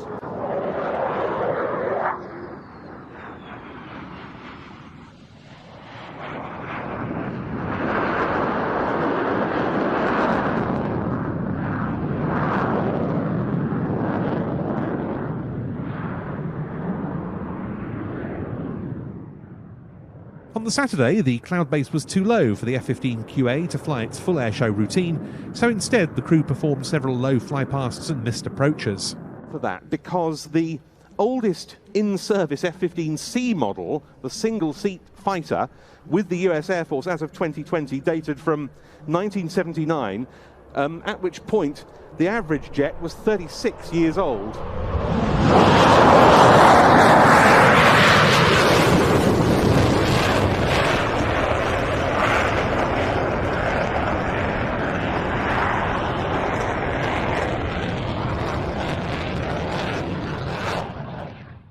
Okay, and then on to 2025 then. Another really mixed year with some really interesting themes. Yeah, so the thing that sticks out from last year for me has to be the Egyptian debut with that Antonov 74. So many months of work and kind of discussions and helping them, but everyone wanted it to happen. So there's just so many people leaning in. And I remember being out when we have a new nation come to the show, we try and go out and, for example, take the chairman or the chief exec to meet them and welcome them. We had the staff from the Egyptian embassy in London, the defense attaché, out with us. So I was out on the ramp to see that taxi in, and that was a real kind of proud moment because I know how much effort that my team had put in to make that happen, and all the team kind of working together. All those things, there's so much work behind the scenes that goes into it. So that was really special. Likewise, the Pakistani Air Force with those JF-17s, great to see them, and the Ilyushin 78 as well. I think that was surprisingly the highlight for a lot of people, was that's the IL-78 tanker as opposed to the jets, but all of them and that Hercules painted spectacularly. So that, I think, static highlights probably those two. But then the flying display, whether you liked fast jets, helicopters, or anything, there was just so many different highlights, wasn't there? That the Portuguese Merlin and the Czech Sokols as part of the Eyes in the Skies theme. I don't know about you, but that camouflage when the sun hit it, yeah, really nice. Likewise, the Sokols, we kind of kept that as a bit of a surprise. We'd announced that it was a Sokol coming to in the flying display, and then we'd managed to negotiate and get the pairs display, and we hadn't put it on the website that it was the pairs display. So when they turned up and practiced, I think there was a few people. I like to do a little surprise once in a while for people. So that nice to be able to do that. Absolutely. And they put on a really polished show as well. Really entertaining, really engaging. Couple of aircraft, and my memory of it is some really good onboard views as well, with winch operator going. Yeah, I think they won one of the flying display awards because the FCC was so impressed of sometimes helicopter display at Fairford. Fairford's probably the longest crowd line and display line in Europe. So sometimes we know that some helicopter displays can struggle, but it shows the two helicopters really helped out, and likewise how the Portuguese Merlin designed their sequence, especially for Fairford, to make the use of the crowd line. there's probably another memorable helicopter display from I'm the Friday. just thinking about this. I know where you're going. Yes. You can tell me what lovely footage you got, and I'll just say, yeah, it was some interesting phone calls. The Army Air Corps giving a very visible demonstration of their destructive power at ETA 2, I think. We'll leave it to that, Pat. Yeah, and of course we had the U2 and the flying display on the Saturday, Sunday, this time in its full mission fit. That was really, really great to see. And again, Eyes in the Skies theme, the debut of the Wedgetail that should have happened on the Friday, and then ended up happening on the Saturday. So Wedgetail and the Red Arrows, and then a couple of passes on its own. Well, a pass on its own, then a touch and go, just to kind of show people, hey, here's the RAF's new airborne early warning aircraft. Absolutely mega, yeah. And I seem to remember, bringing it to a close, the Danish F-16, its final appearance at ETA 2 after a long history of those appearances. Yeah, and that spectacularly painted jet, and Theo, the display pilot, what a nice guy. We got to know him really well, having come to the show 3 years on the bounce, bumping into him at other European events. His passion for displaying the F-16 and interacting with the public. They always travel with a really small footprint, so whereas a lot of your European fast jets will be bringing anywhere between 10, 20, sometimes 25 people, I think he came with 3 or 4 people. That's, him, whoever flew the spare jet, and, one engineer, one supervisor. So they really worked hard to make sure they were always, either at the airplane or, getting it ready to fly or interacting with the public in the aircrew trading. He worked really hard. And the other thing that's just jumped into my mind as well, the Atlantique, of course. Yes. Great to see that, and the noise that those engines made. I think that's the thing. I'm just glancing at some pictures of things I'd forgotten about: the French E3, the Qatari Apache, the Czech Let 410, B1 on static display. It's when you start looking at some of these, you realise, oh yeah, I forgot to mention that. And the Hellenic Mirage 2000s on the static display. I can remember when they arrived, because there was some peculiarities about how they have to shut down, and they had to wait for the engineers to arrive on the support aeroplane. So we had to kind of jiggle the slot times to try and get them in a little bit, get the support aeroplane in a little bit earlier. It's all these little things that happen that you forget about until you're talking, and then you think, oh yes, I remember.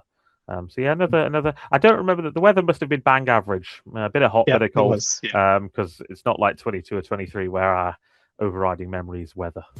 Spain's other contribution to the event was a C-16 Typhon, which performed a very energetic display of a rather different style to the other solo jet routines at the show.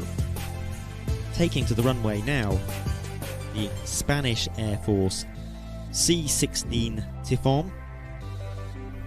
Not since 2016 has a Spanish Air Force C-16 performed for us in the UK.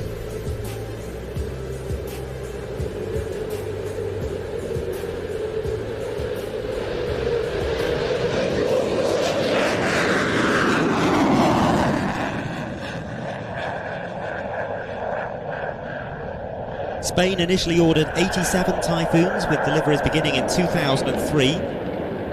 The type replaced the oldest tranche of EF-18 Hornets in Spanish service, as well as the country's ageing Mirage F1s.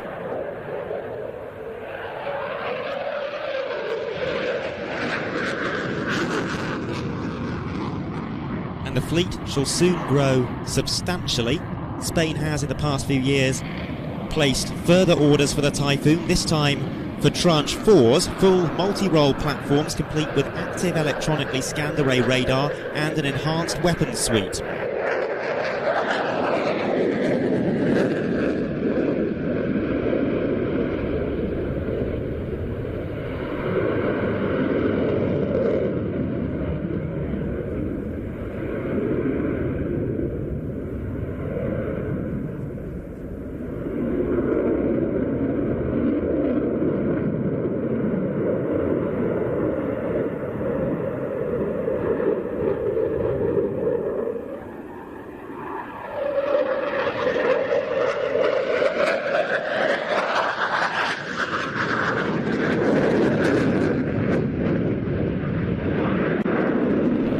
The new orders will be fulfilled by 2035, bringing Spain's Typhoon fleet to 115 aircraft in total and allowing for more of the EF-18 Hornets to be retired.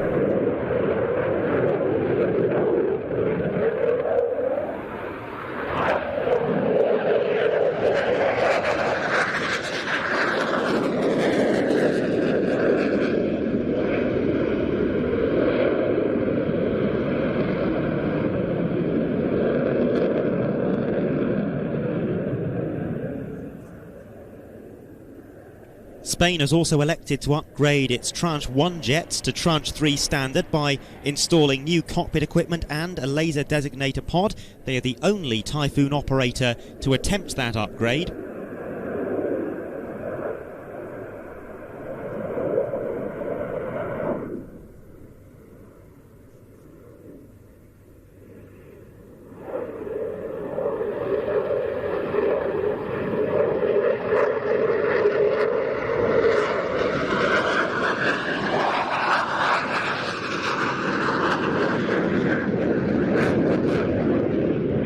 Yeah, 25, one of those where the weather doesn't really stand out. So both of us are assuming it's probably a fairly average year. We probably got wet. We probably got a touch of decent suntan, but nothing standing out. Standing out at the moment is the weather in the UK. We've done a real sustained period of clear skies, warm weather.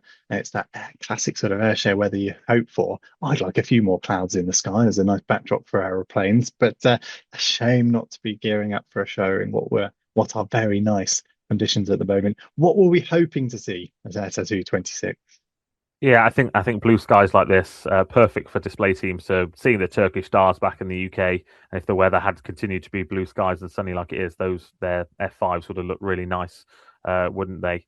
For them, probably the thing I was looking forward to in the flying display, as well as the German Tornado.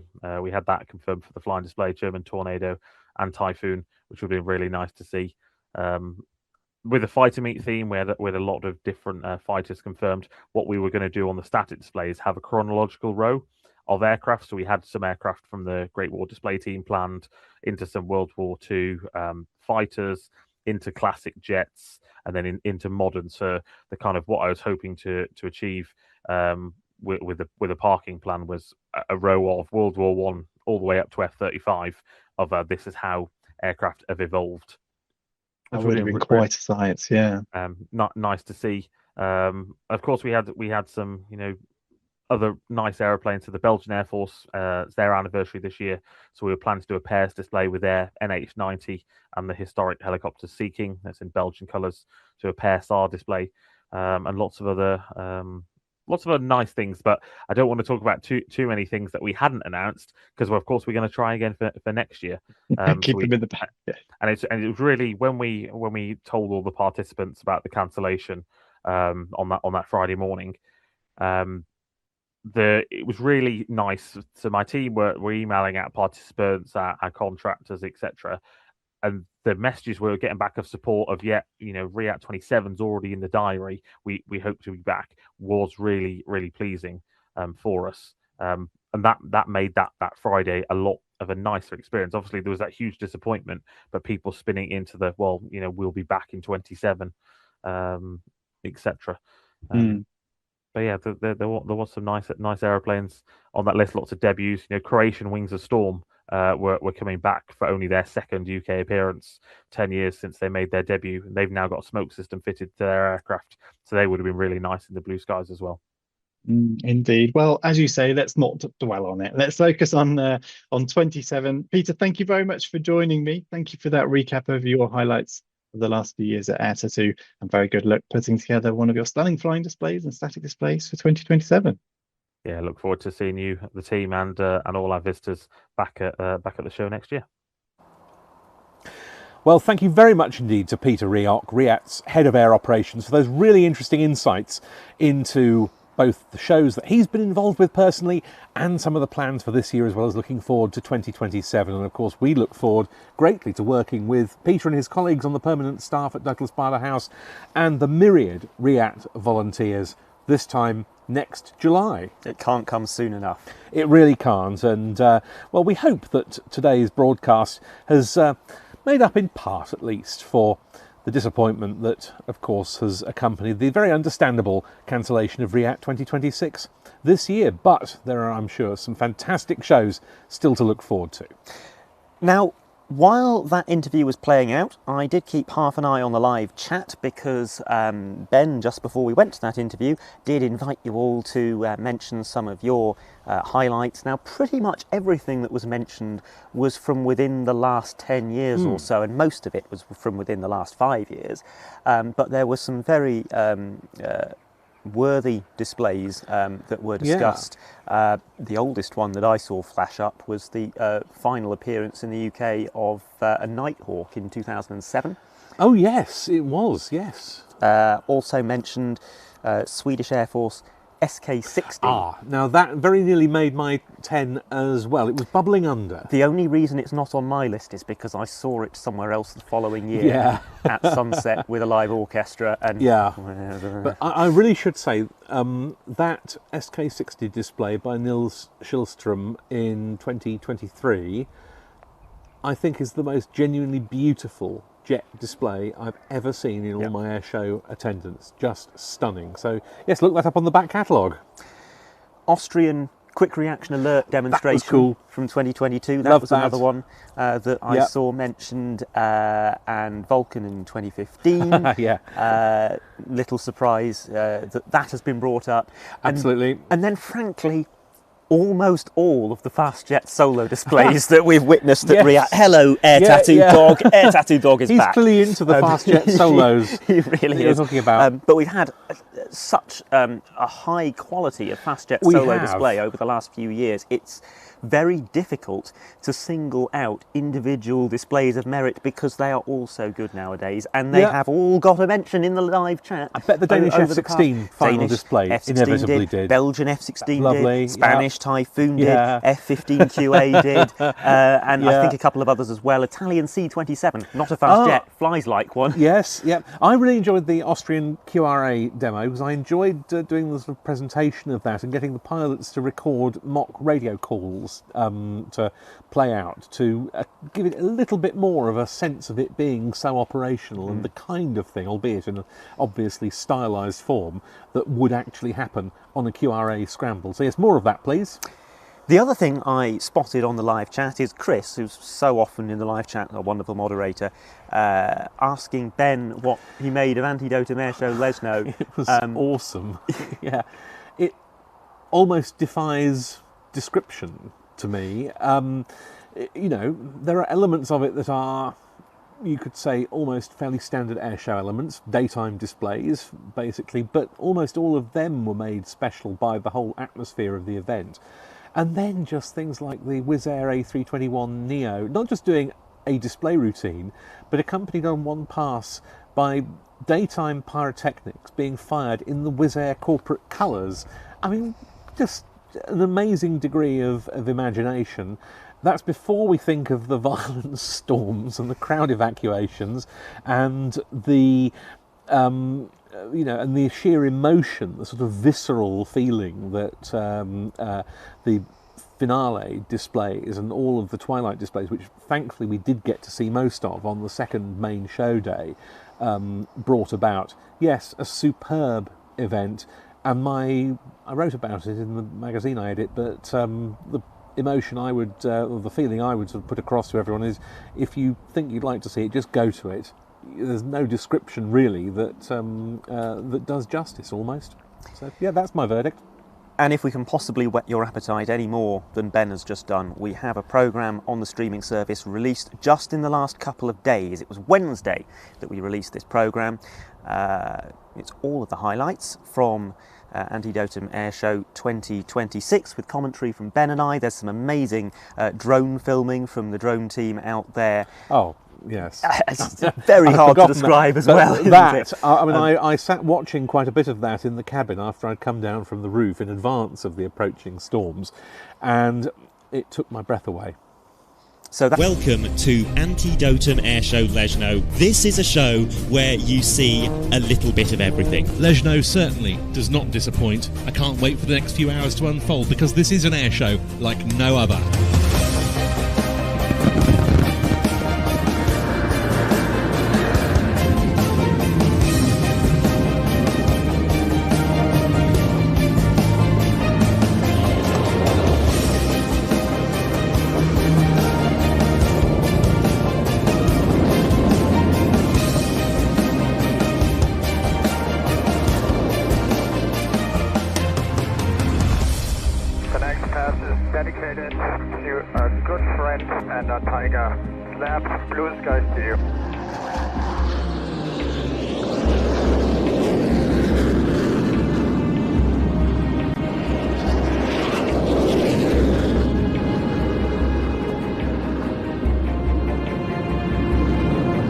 There are some aggressive looking clouds around. We are evacuating the roof. The end of the world was happening when that storm hit the airfield in Twilight of the Gods. Excellent news, the public are now back on site. Go-ahead was given to resume flying.